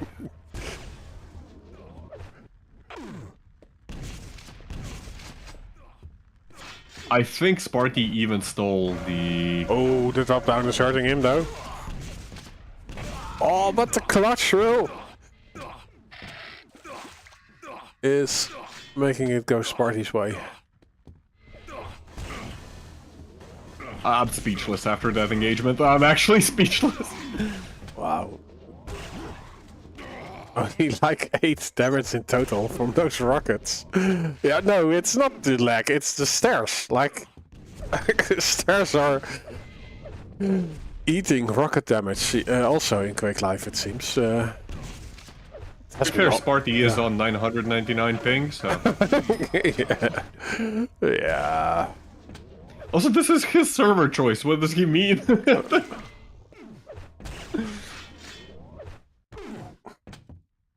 Yeah, but it's never yourself, right? It's always external factors. Yeah, it's the server, it's the game, it's the moon phase. Yeah.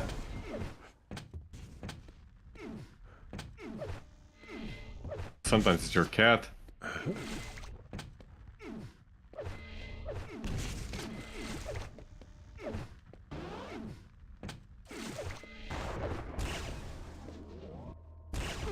Okay, we do have the red going to Sparty, Mega to Zip Fazak.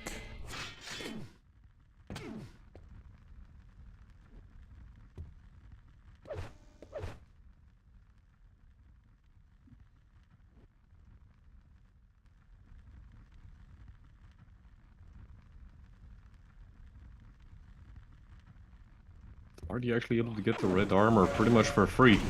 Oh dear. Oh, but that engagement really nicely done. Oh my goodness, Sparty on 5 health. Able to at least get the mega health just in perfect time. Fazak, he's already on the red, but he has no weapons whatsoever. Oh my god, Sparty's running out of ammunition for everything. He does peek and get the frag. Few health bubbles for him.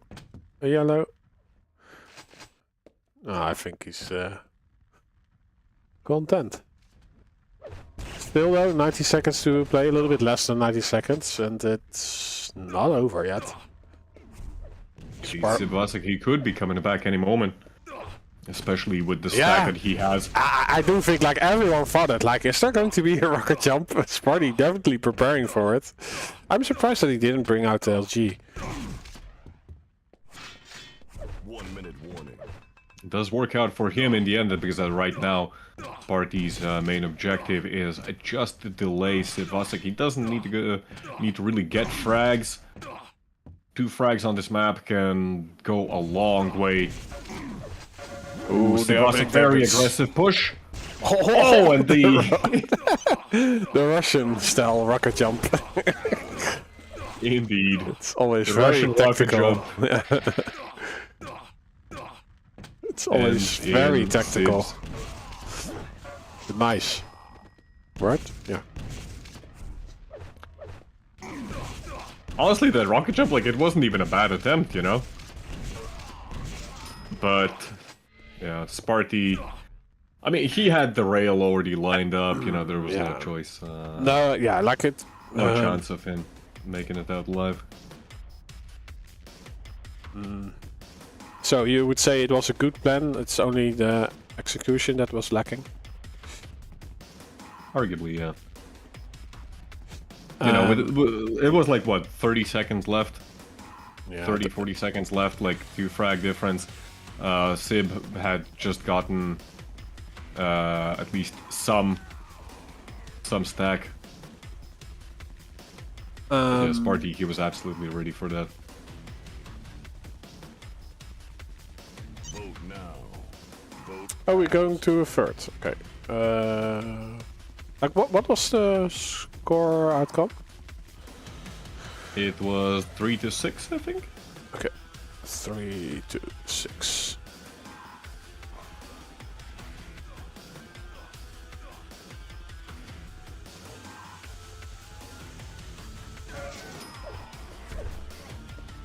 Okay.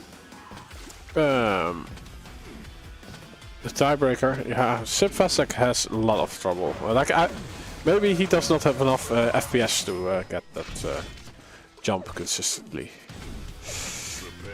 But yeah, Furious Heights is the tiebreaker. I'm on Fazak, and I'll start a prediction for 2 minutes now, and I'll bring down the music. There we go. Bring down the roof. Yes.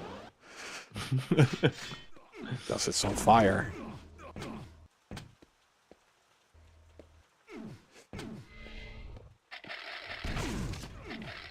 Ooh, nice maneuvers by Sparty, already getting quite a lot of opening damage. 2 out of 2 rails so far, no damage whatsoever for Fazak. He's roaming around the map trying to get at least some semblance of a stack.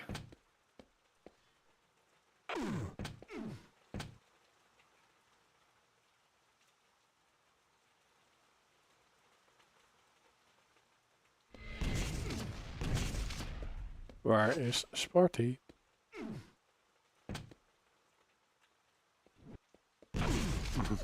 Sparty's right around the corner. Ooh, but still, he's hitting so many rails. Well, so many, it's 3 out of 3. That's 100% accuracy. That's 100% accuracy indeed, and like, you can see that like Sparty, he's just been... So he's now been taking them so 75? safe. I just want to point out that Fazak until this point had 0 damage dealt. Fazak took 1 minute and 20 seconds to get any damage on the board whatsoever.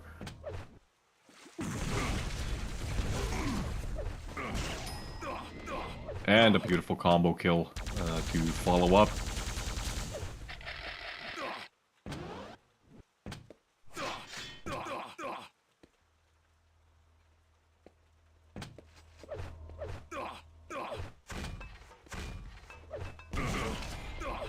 Ooh, great drop down. Follow up through the teleporter as well. Just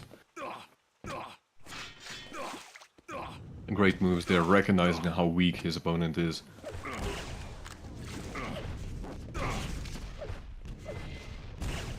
Sparty doing some Russian rocket jumps himself.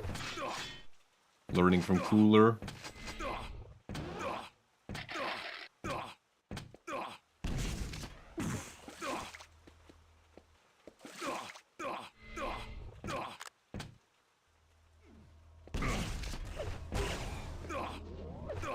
Nice trap there, but you know, hits the edge of the wall there. I'm quite delighted to see that it doesn't happen just to me, it happens to the world's best players as well.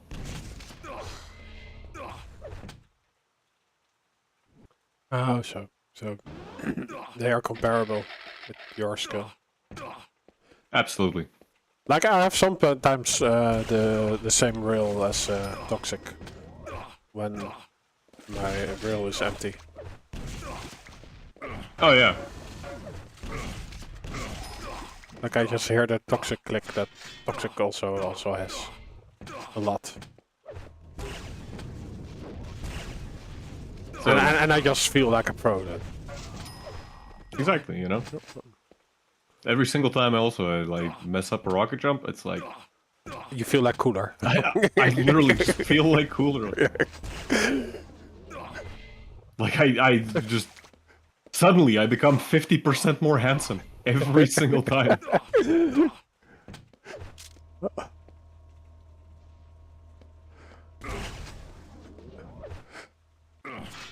I'm just seeing now the whirlpool shot.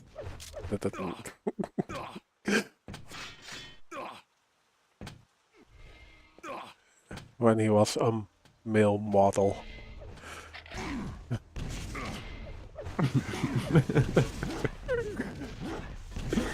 Oh boy.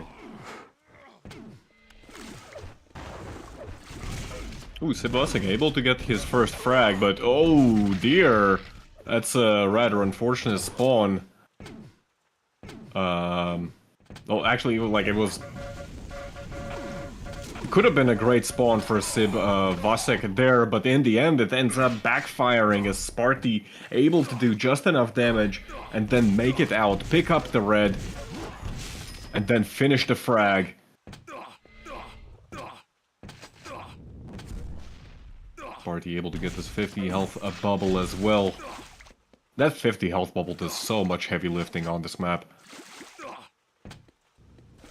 There are entire games, you know, when it's more important than the mega health, arguably.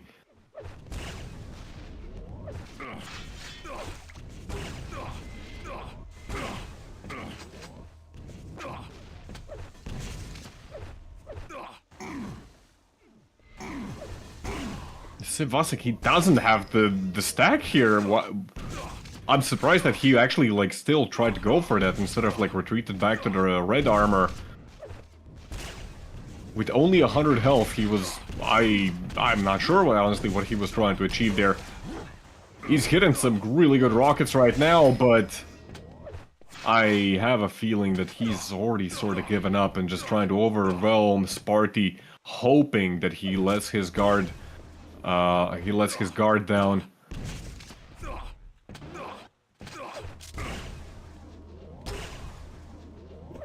What? Hey, that looked like a wall jump, but it's actually, there's a little ledge over there. Yeah, this is not Unreal Tournament, you can't do wall jumps. Or Arnix. Ooh, Fazak literally 1 health! Oh, wow, okay. That's like... It would have been funny. Yeah. It would have been funny, yeah, if he just instinctively dropped on that health bubble and it wasn't there.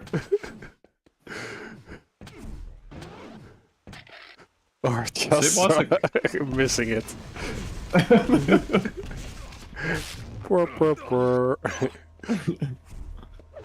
Yeah, Fazak, he's 10 frags down. He's gonna call it GG's with 3.5 minutes remaining.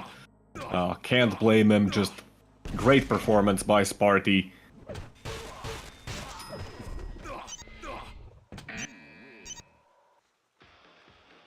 Yes. Yes, indeed. Thanks for the entertainment. But that's not all of Sparty that we're gonna be seeing. There's more? There's more Sparty party. Yay! It's going to be Pavle versus Sparty immediately coming up after. Fazak is done for the day. So that's gonna be 1 win for him and 1 loss. Win against Swax, loss against Sparty. But yeah, Pavle versus Sparty coming up. What do we have in terms of map picks? The first one is going to be Furious Heights, followed up by Sinister, and then the decider, if we get to that, is going to be Battleforged, which honestly we haven't seen a whole lot of Battleforged today. Quite surprised. Generally, it's been a pretty popular map in this. Yeah, I think this is going to be an interesting matchup. Like, is Sparty able to keep his composure with such a defensive player? Or is Yeah. his aggressiveness too much for Pavle? That's gonna be a good change of pace. Yeah, let's check out which server they are going to play. I don't think they have decided on just yet. Because in the server that Sparty sent, there's just some two random people. I have no idea who they are. Mm-hmm. Inz is here. Inz is having fun, apparently. He's always having fun. I wish I could live like that.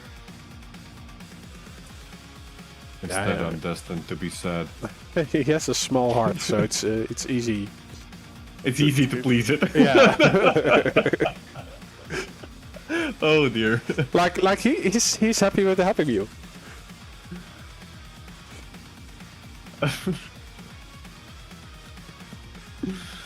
Oh boy.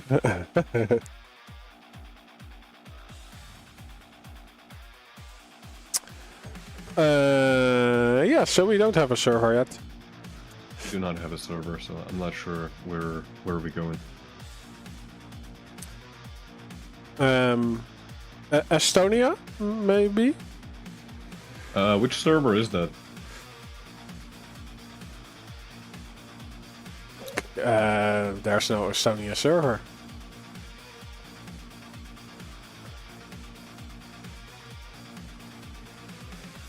Maybe we can find them in the QUAKE Live server browser thingy.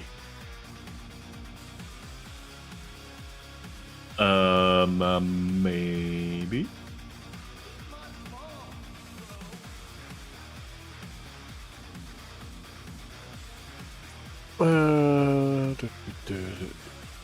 Well. Nope. Gambler's writing in Discord, so let's see. Sparty. Party. Sparty is. Yeah. They are somewhere.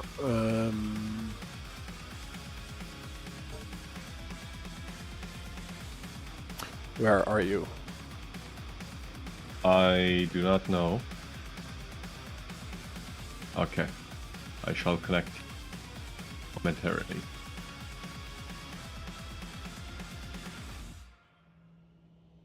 It's a premium server What is this server? with high tick rate. They are already playing. What? Cheeky What bastards. the hell? There we go. Yay, who are you on? Sparty. Sparty now, I guess. Hey, what's crew? Thanks for the follow. The rate. But yeah, I think this is going to be a pretty interesting matchup because Pavle, he is a pretty passive, you know, a pretty defensive player in general, whereas Sparty, more of an all-rounder, more on the aggressive side. And it's going to be an interesting dynamic, you know, how is Sparty going to be able to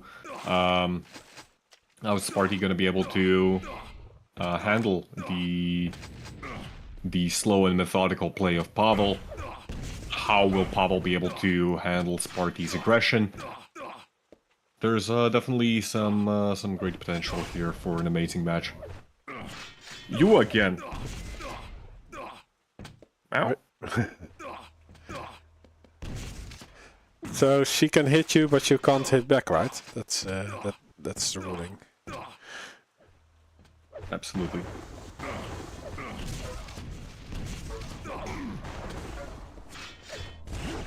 Pavle, he's lost all of his armor.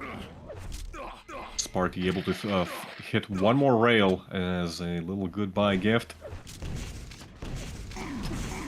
Dropping down onto the red armor, and he's gonna be able to steal it, but is he gonna be able to make it out alive? He does, only 10 health.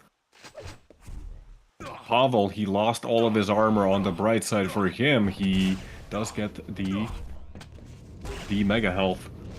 Pavle still taking so much damage from Sparty's rail. Good shotgun blast to the face, removing. Can you stop messing up the microphone? Thank you. Oh my god, Cat, you're so obnoxious today. Yeah, good friend, good. Can you get you to distract her with a different toy? What do I have? A lighter.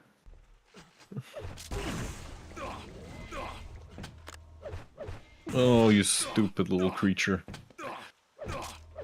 No, that's only giving her a reason to be more annoying. Don't say those things. Do you really think this creature understands me? Yeah. Oh boy.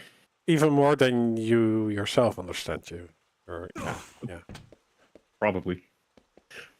Okay. Be calm, be calm. Watch some Quake. You see? Quake. Watch Quake. I don't have a camera to show that the cat is watching Quake.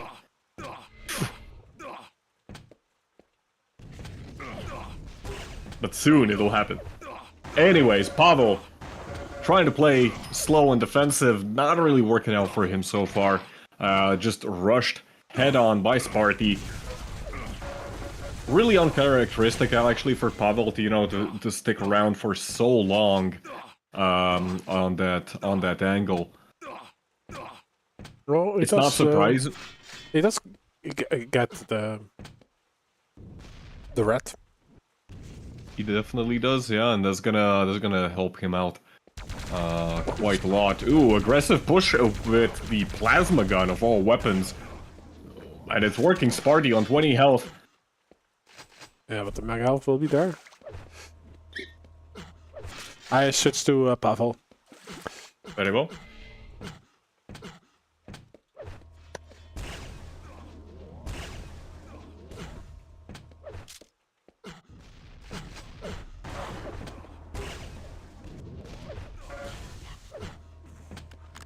Oh, yeah, I wanted to say like he's doing great, but then He just got shot out of the sky. Yep. Sparty, oh, I like this move to bait the 50 health bubble. In the end, Pavle is not gonna go for it, but still. Ooh, just like barely any health whatsoever on Pavle. Yeah, he's dead. Oh, he does hit one rocket. But another major item. Slight delay on top of that. That's gonna be 5 seconds now between the red and the mega. Just enough for Sparty to be able to make this rotation, I think. And Sparty looking really solid today, to be honest. Yeah, it's the devil's work. 6, 6, 6, 6, 6, 6. What are you talking about? It's accuracy. No, Oh. Okay. now it's not 66 anymore. But oh, in Twitch chat, bad base login. Sparty's rails are off the rails. Oh, they indeed are. 72% rail on Sparty right now.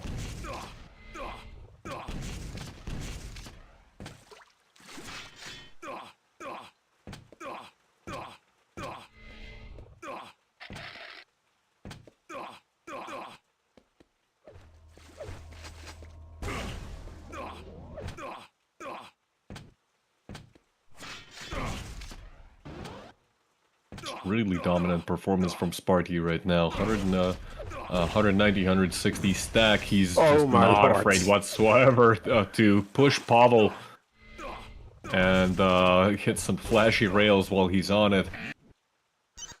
The control on the Pavle map calling GG. and on this mouse. Hey, thanks for the follow. 6 Sonny. Okay, Prof Matt. Space Ape. Here on Font 999.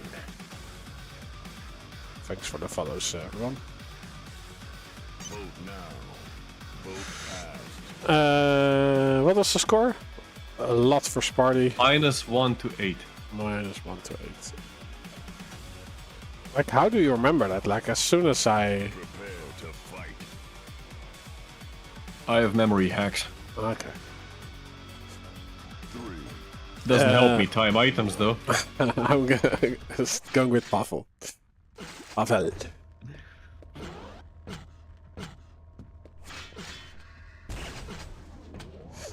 Sparty 1. Start with Sinister. I'm preparing a prediction. You guys have 2 minutes.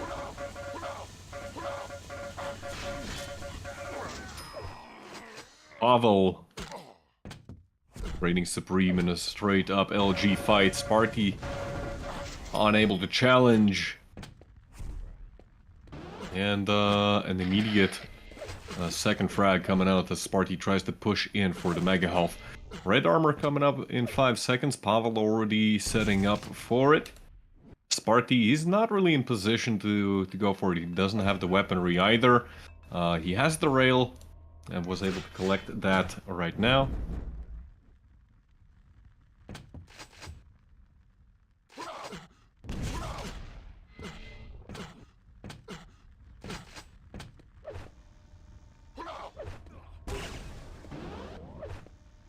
Sparty getting shot out of the sky.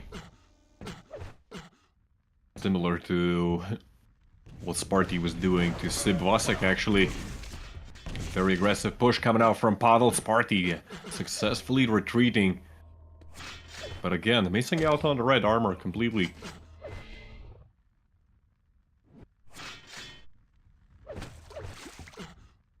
So you really noticed the increased tick rate on the server, right? It's very smooth.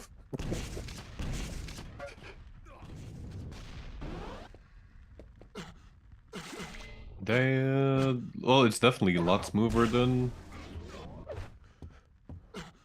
whatever server previously did Sparty select. Because honestly, that one was choppy. That was actually a choppy server. Oh, beautiful rockets by both players! Why didn't Pavle go for the mid-air? Dude, it was a perfect opportunity. Oh. Oh my god, the Pavle ends up going down! Oh dear, and Sparty, he's gonna get everything now. He's gonna get the Mega. Okay, he's not gonna get the red armor. That's still gonna go Pavle's way.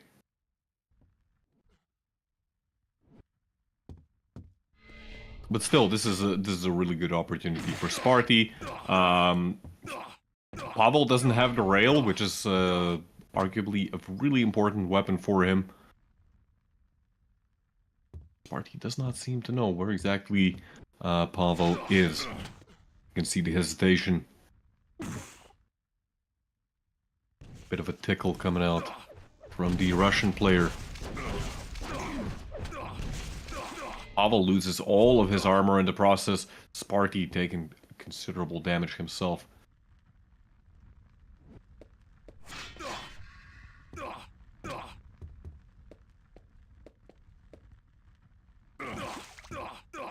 Actually, I am not sure of what exactly was Sparty's movement there, like the rotation. He's just kind of given up everything on the map.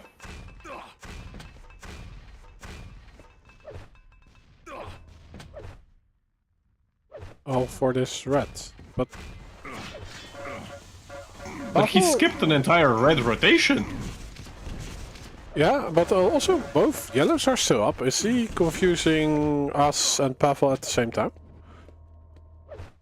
I do not understand. Sparty, he's still railable. He's forced to actually rocket jump just to break the angle.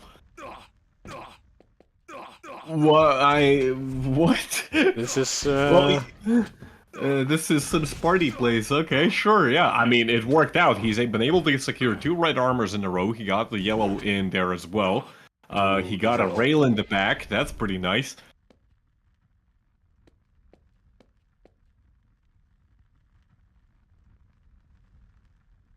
It's the mayonnaise strategy.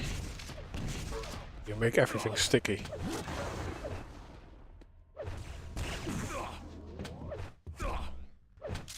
So Sparty is playing freestyle Quake.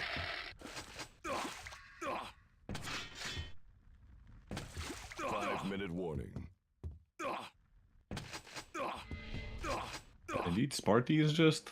The hang loose method. What? What is that a reference to? It's pretty radical, man. That's Is that just like a skater reference? or surfer. I see. I don't see. Kawabanga, man.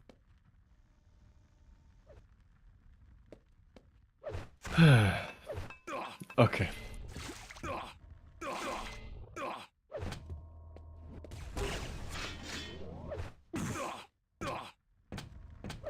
He's definitely not wearing a suit and tie with this. It's not conservative what he's doing, but it's messing with Pavle a lot. I don't think Pavle cares what Sparty's wearing. I'm just saying. But in terms of gameplay, I don't think a suit and a tie would have helped him here.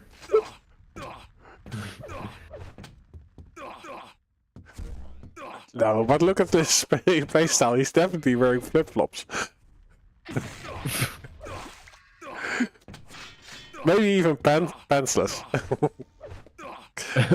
That's how loose he's playing. All flip-flops, no pants, okay.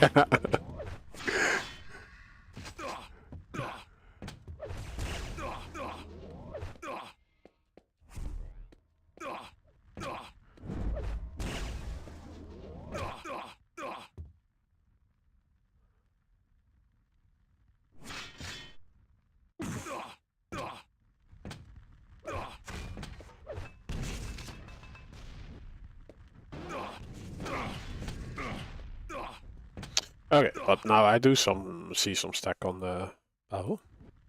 So let's switch to him. He has 90 seconds. 90 seconds? Yeah, before we get to an overtime. No, two and a half. Yeah. Quick maths. 2.5 seconds, indeed. Yeah. Ooh, beautiful setup there by Pavle. I was only 1 minute off, right? So after 2 beers, that's fine. I suppose so. And you're only too late if you're more than 5 minutes too late anyway, so.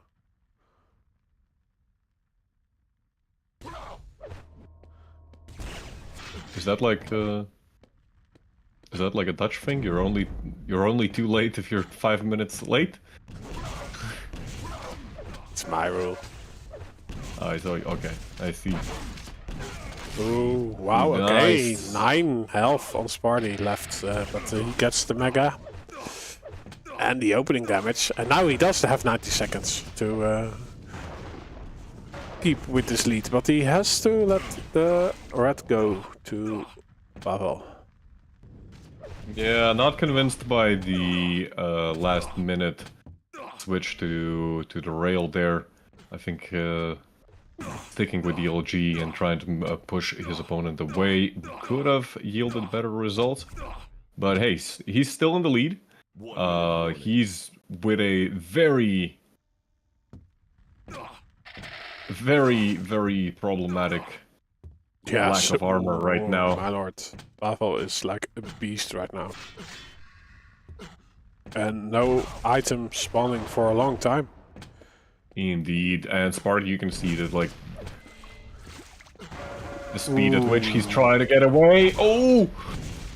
Sparty still on the rockets are good and so much damage. Whoa, my lord. There's a definite refrag potential here. But Sparty, I have no idea where the hell did Sparty even spawn? He does get the mega health at least, and we might be going to overtime after all. 15 seconds to overtime.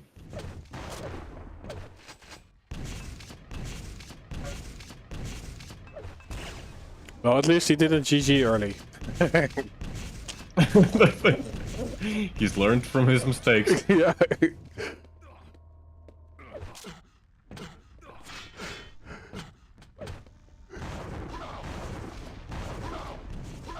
Oh, great damage. Sparty even dropping down and yoinking like hell. And there's still a light somewhere, but it's not this one. It gets stolen by Pavle, who actually wants the damage output, but he gets hurt instead. Ooh. Yeah, but I think that was like really risky by Pavle to go for that, you know? Unless he hit like a lot of HMG. I mean, like, you know, if he needed to hit basically every machine gun shot ever there for that to really work out. Pavle actually calling GG's with 1.5 minutes still being on the timer for the overtime, but yeah, final score being 2-6. Nice. Sparty with 47% LG. Madman, absolute madman. And yeah, Pavle, even you know, even with him being such a positional player, only 23% rail.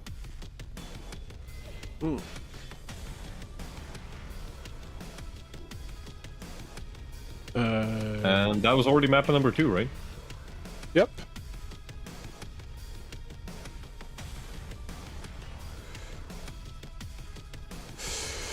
Hey. Yeah, so this was their best of 3. We do have another Pavle match against Buckstain to round this day off of Quake. During QuakeCon. During QuakeCon. Yeah. Not being played anywhere near QuakeCon, unfortunately.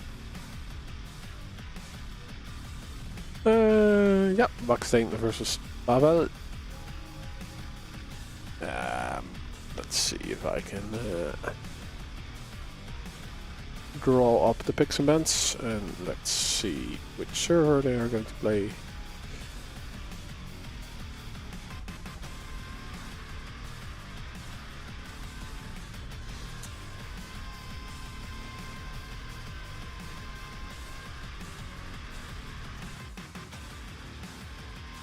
Number 3.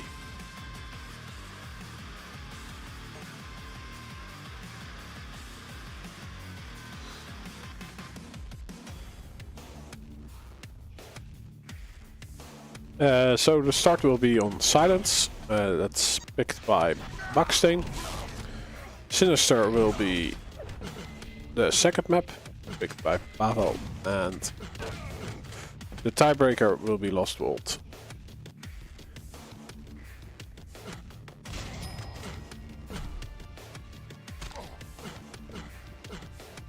Buckstain actually hasn't been doing particularly well in these tournaments. Oh, is it me or is this server laggy? Or is it, I don't know.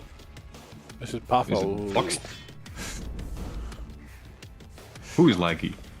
Why are you laggy? I was watching Pavle and like he was warping.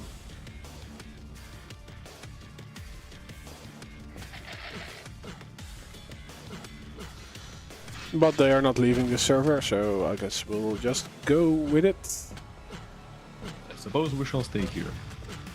But yeah, Buckstain, if I'm not mistaken, he's actually been, yeah, he's in the 16th place right now. He's played 5 matches, lost all of them. Pavle, on the other hand, sitting in the 9th place with 4 matches played.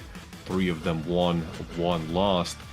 Do you think this is going to be Buckstain's opportunity to get a match on board? Well, I've seen potential in Buckstain a week ago. He was playing against Raisy, and it went to a tiebreaker in a best of 3. And he only lost, or on the other hand, Raisy won by 1 frag advantage on toxicity. But like Buckstain has the legacy, right? You always hear his name in any competitive ASPS. Like Diabotical, he was around, but Yeah. high placements have never been his thing. But some matches he just really dominates. So it could be today. From what I remember as well, yeah, from like the previous weeks, even though Buckstain, yeah, he never ended up actually getting a full victory in the best of 3, and all of the matches ended up being rather close. So I think the potential is absolutely there, and as you pointed out, Buckstain, you know, he has that legacy. You know, his name has been around for so long, and it's kind of surprising, you know, that it has never really materialized, you know, in consistent result.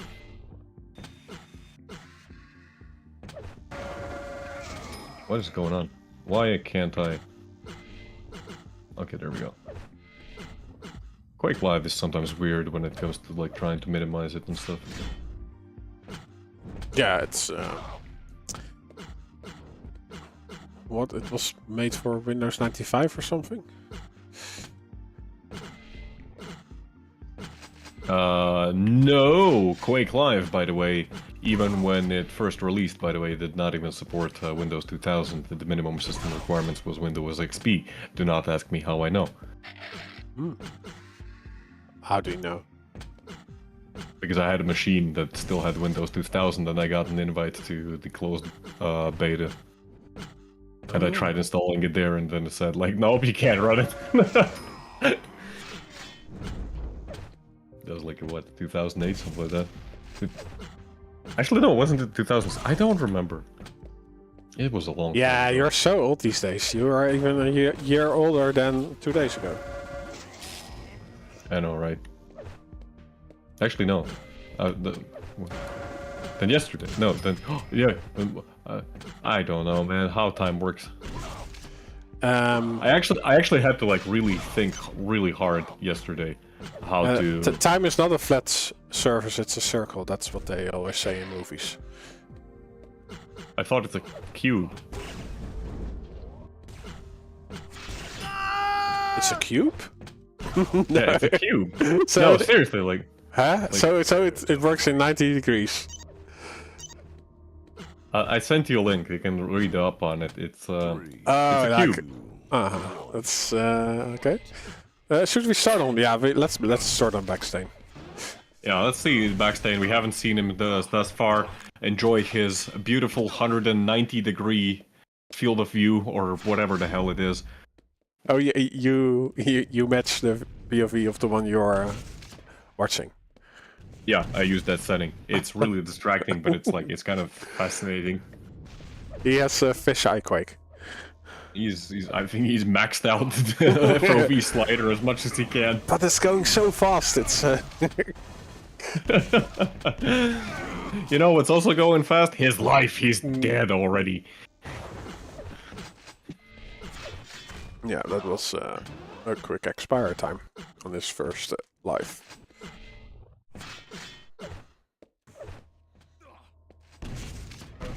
Indeed. Buckstain's best before date is, it's out. It's done.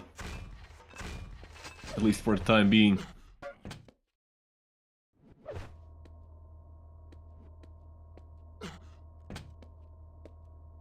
Pavle is laggy. I can't.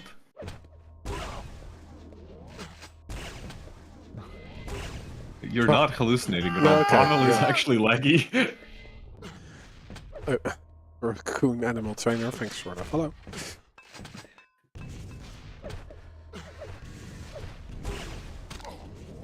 No, but there's just no damage being done by Buckstain right now. 200 versus 600 damage. 600 is for Pavle. It's Rocco. Rocco, the animal trainer. So if anyone...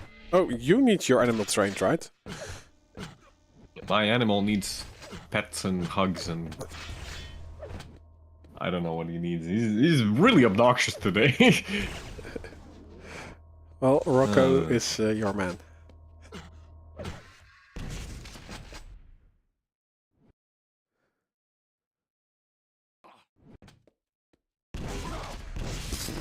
Ah, well, did you see Backstain? I didn't. He kind of just... Yeah, I'm not sure.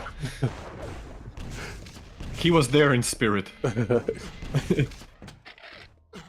Like, Pavle just juggling him. Like we are looking at the circus act.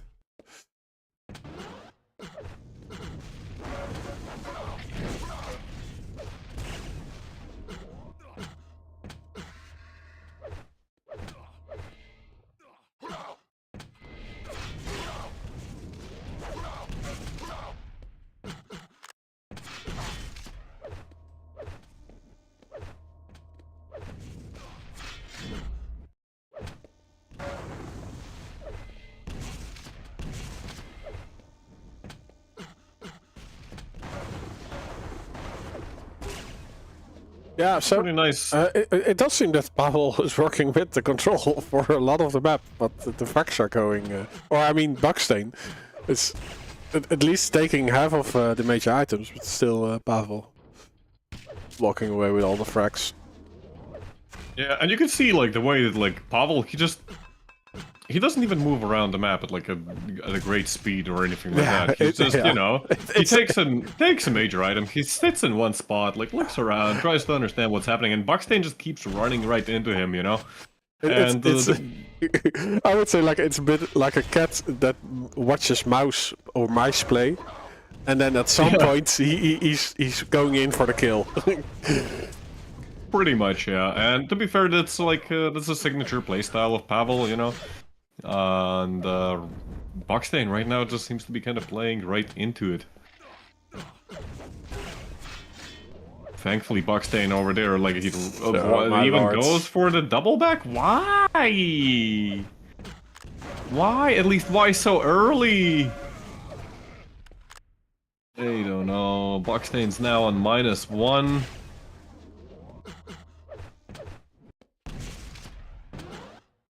He's not off to a great start.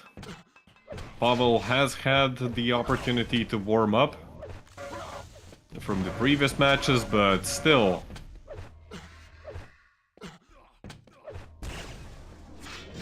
Ooh, almost got your feetsies.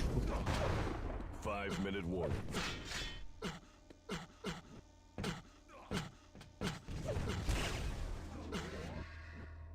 Yeah, and Pavle is feeling it like he's just strafing back and forth, having the time of his life. Do you think he's also saying "wee" sometimes? I think I'm hearing it. It could be. It could definitely be.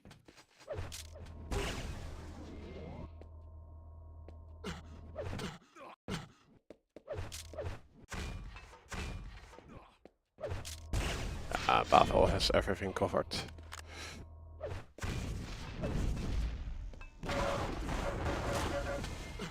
That's like the crazy thing, you know, like even when Pavle loses out on a major item, it's like, it doesn't even feel like he's under any pressure whatsoever.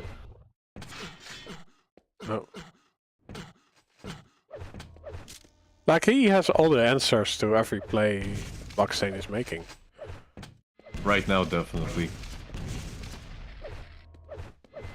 More than 1000 damage advantage for Pavle, considerable advantage in terms of all of the major items.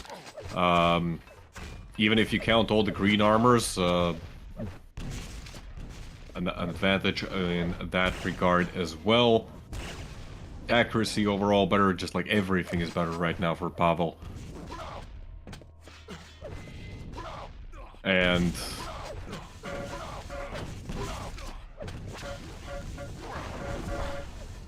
I think this is like the first good engagement that Buckstain has been able to get, and he makes it out alive with what, 18 health? For how long is he gonna be able to actually hold on to that? Loses out on the red armor in spite of the rail. 3 minutes remaining.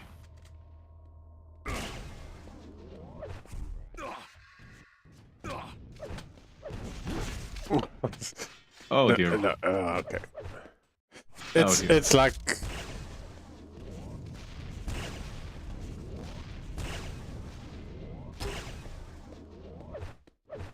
he moves like I'm not really interested in it or something.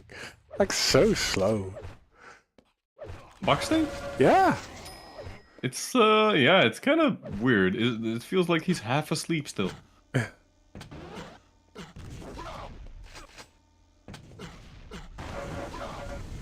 Not really bringing the effort. Yeah. A lack of enthusiasm. Anyone else high on Ritalin here?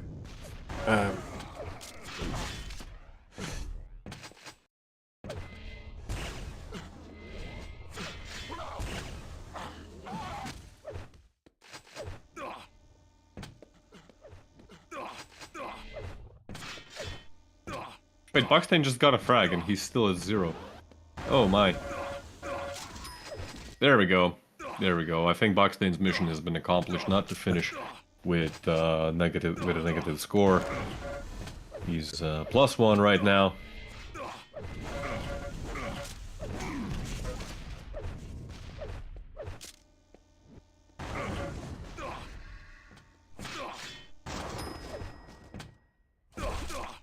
Well, 1 minute. Comebackable.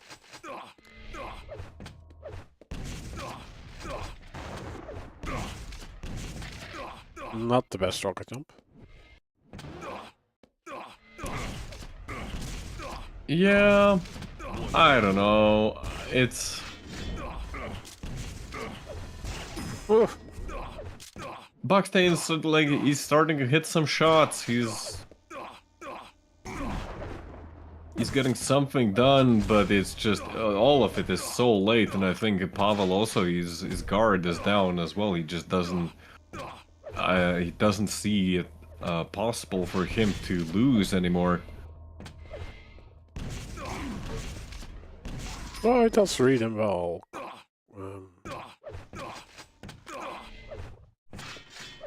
I believe. No, 20 seconds.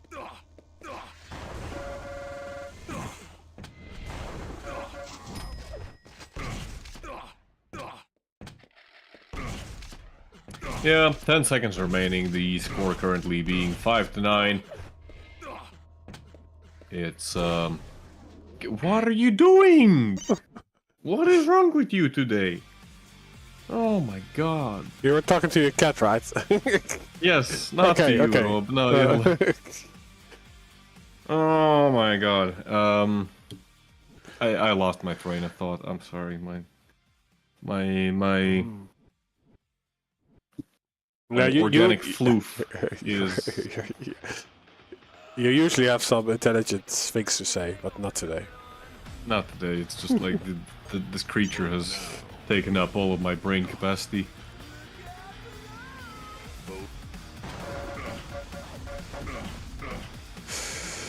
Funny little thing.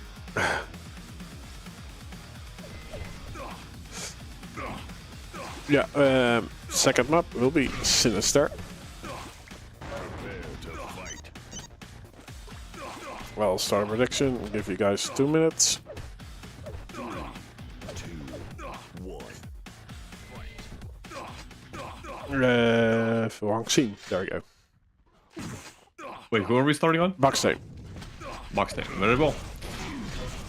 Buckstain starting off with some very good rockets, but he's pretty low. Can't find the finishing blow. Pavle actually left quite low himself. Pretty much all the items have been removed from the map for the time being. Buckstain already in position for the red. Is Pavle gonna show up? No, does not look like it. Pavle is more interested in the yellow armors though.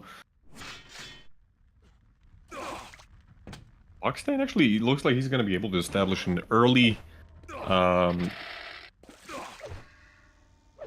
early lead in terms of control. Boxstein on 190, 180 stack. Pavle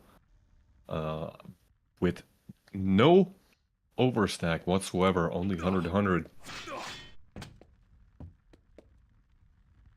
Cat, please stop. Okay, there you go. Good boy.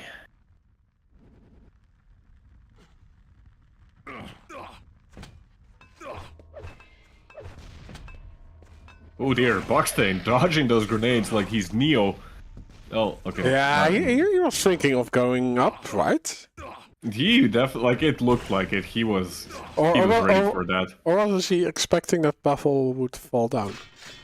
I don't know. It definitely felt like he was contemplating going up that jump pad, and I mean, we saw earlier, you know, when Sparty he oh, nice. Oh, unfortunately, no combo damage. Oh, but he goes full in on this. What is his red? And but where is the rockets? Where is the rocket damage? And he so might even lose. No, he does not lose. Boxstein! Oh my goodness, what is happening here? I think he didn't notice that he got the mega health. So he could just get the frag if he stuck. That's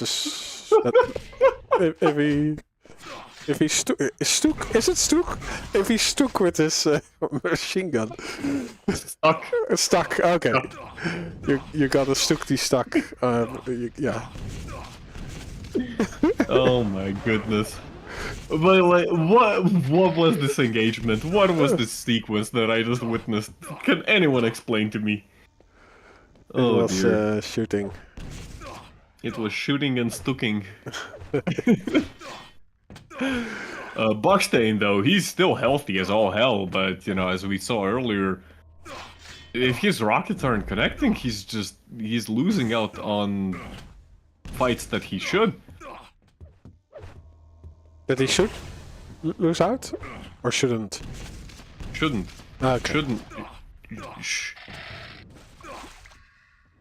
Yes. Ah. I'm losing my brains. You need to find them again, then. Yeah, and don't worry, I'll take care of that after the stream. I believe I may have left them in one of the shelves. My cat has probably, like, thrown it on the floor again, but, you know, it's fine.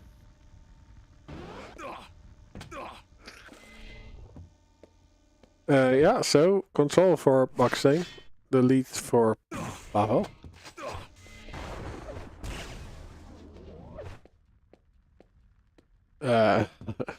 This is very reminiscent of all Pavle matches, actually. Indeed. I mean, it's just one frag advantage for Pavle right now, but it's by no means, you know, a situation that Pavle is uncomfortable with.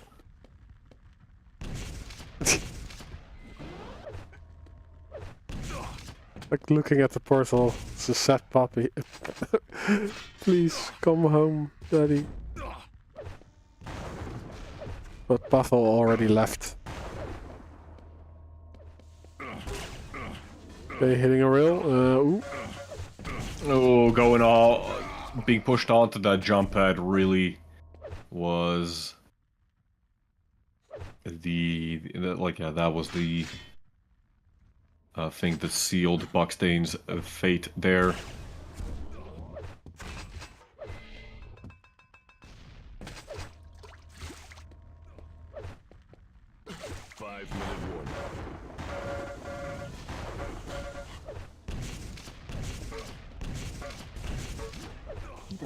Like Boxstein is never able to hit those rockets on the red.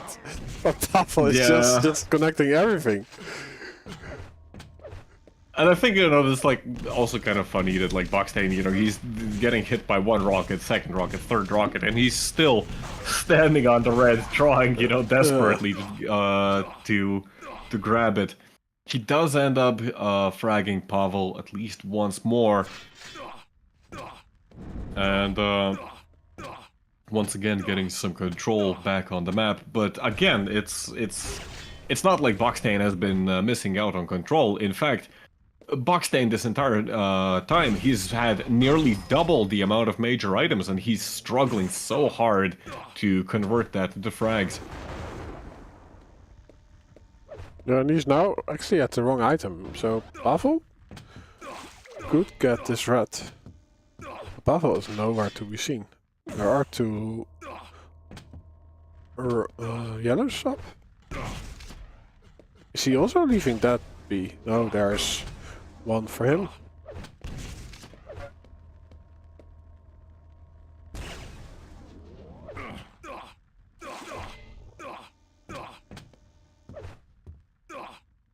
I think Boxtain should deny some items.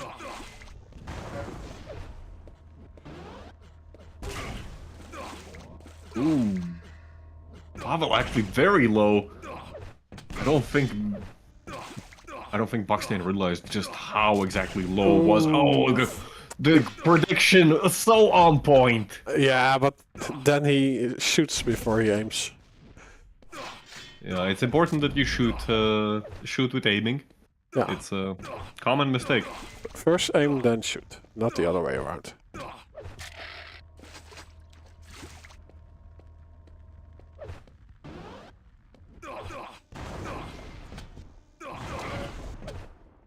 Pavle slowly but surely, like, he was left on, like, what, 10 health, and right now Pavle is just, once again, somehow stacking slowly, but surely, slowly And stacking up.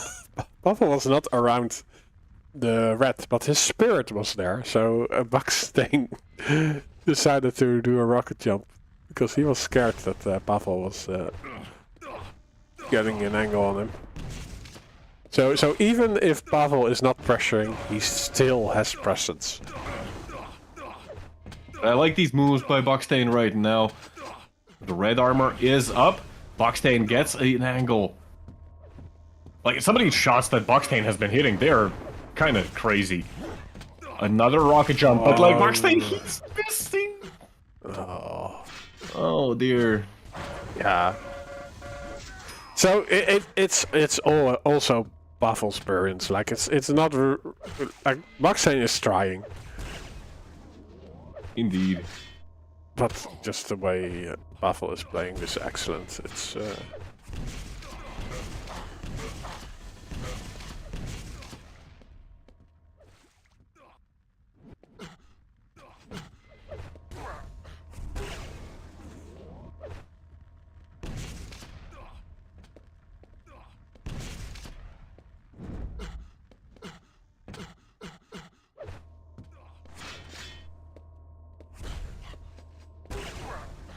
I mean, there's still a minute. 1 minute. Pavle is extremely low. Boxtain, just narrowly missing. let's see if Boxtain can do something in the last minute. 57 health on him though. I mean, it's theoretically possible. Like, Boxtain could still make the comeback, but he has to, like, get a frag, like, right now. Like, right now. Like, snap my fingers and now. It's not working. It's not working at all. Oh, dear God. Boxtain's not hitting anything whatsoever, and in fact, Pavle does a rocket jump just to get away. Ooh. There's... Yeah. Yeah. So, Pavle, taking this series to nothing. That's gonna be... Yeah, not a great result for Boxtain. As I said, like, it's really kind of a shame because he's definitely a player with a lot of potential, but we just haven't seen it, you know, being represented in the what's it called? The results. Like we just haven't seen it represented in the results. This is what, his 7th match, 6th or 7th match, and it's once again a loss. Yes. I mean, the players, you know, that we have here, I think he actually has so far played against, what has been what have been his matchups so far? Boxstain, where can I find him? So Boxstain has so far played against Firebot, that was 1-2. He's played against Fog, that was 1-2. Kilson 0-2. Sparty 0-2 and Swax 0-2. I mean, like, Firebot is not a bad player. Fog is not a bad player. Being able to take down maps from them, it's not a bad result, you know. True. And the match versus Sparty, if I'm not mistaken, like that wasn't a complete blowout either. So Boxstain, he has the potential, but like every single time that, you know, it comes to actually finishing up the map and getting a proper victory across two of the maps, it just does not work out in the end. Which is a shame to see. As I said, a lot of potential in that player. Yeah, there's always next week, right? Which there is. Indeed.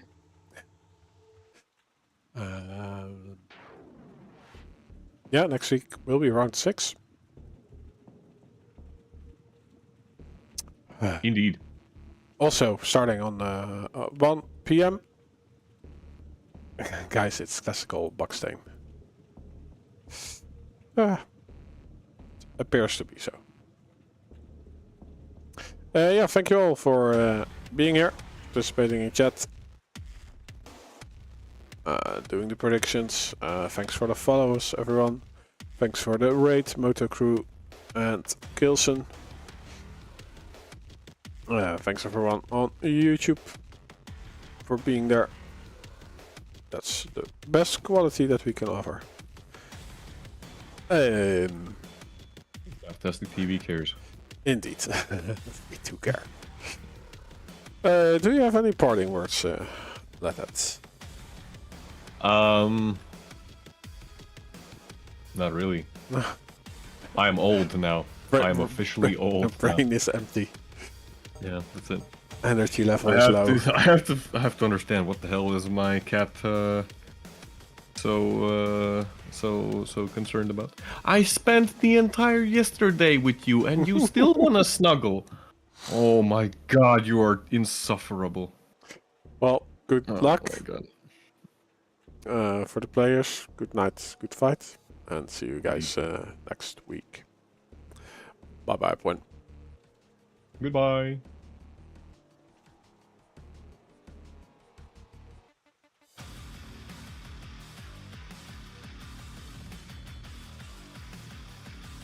Ja, was fine.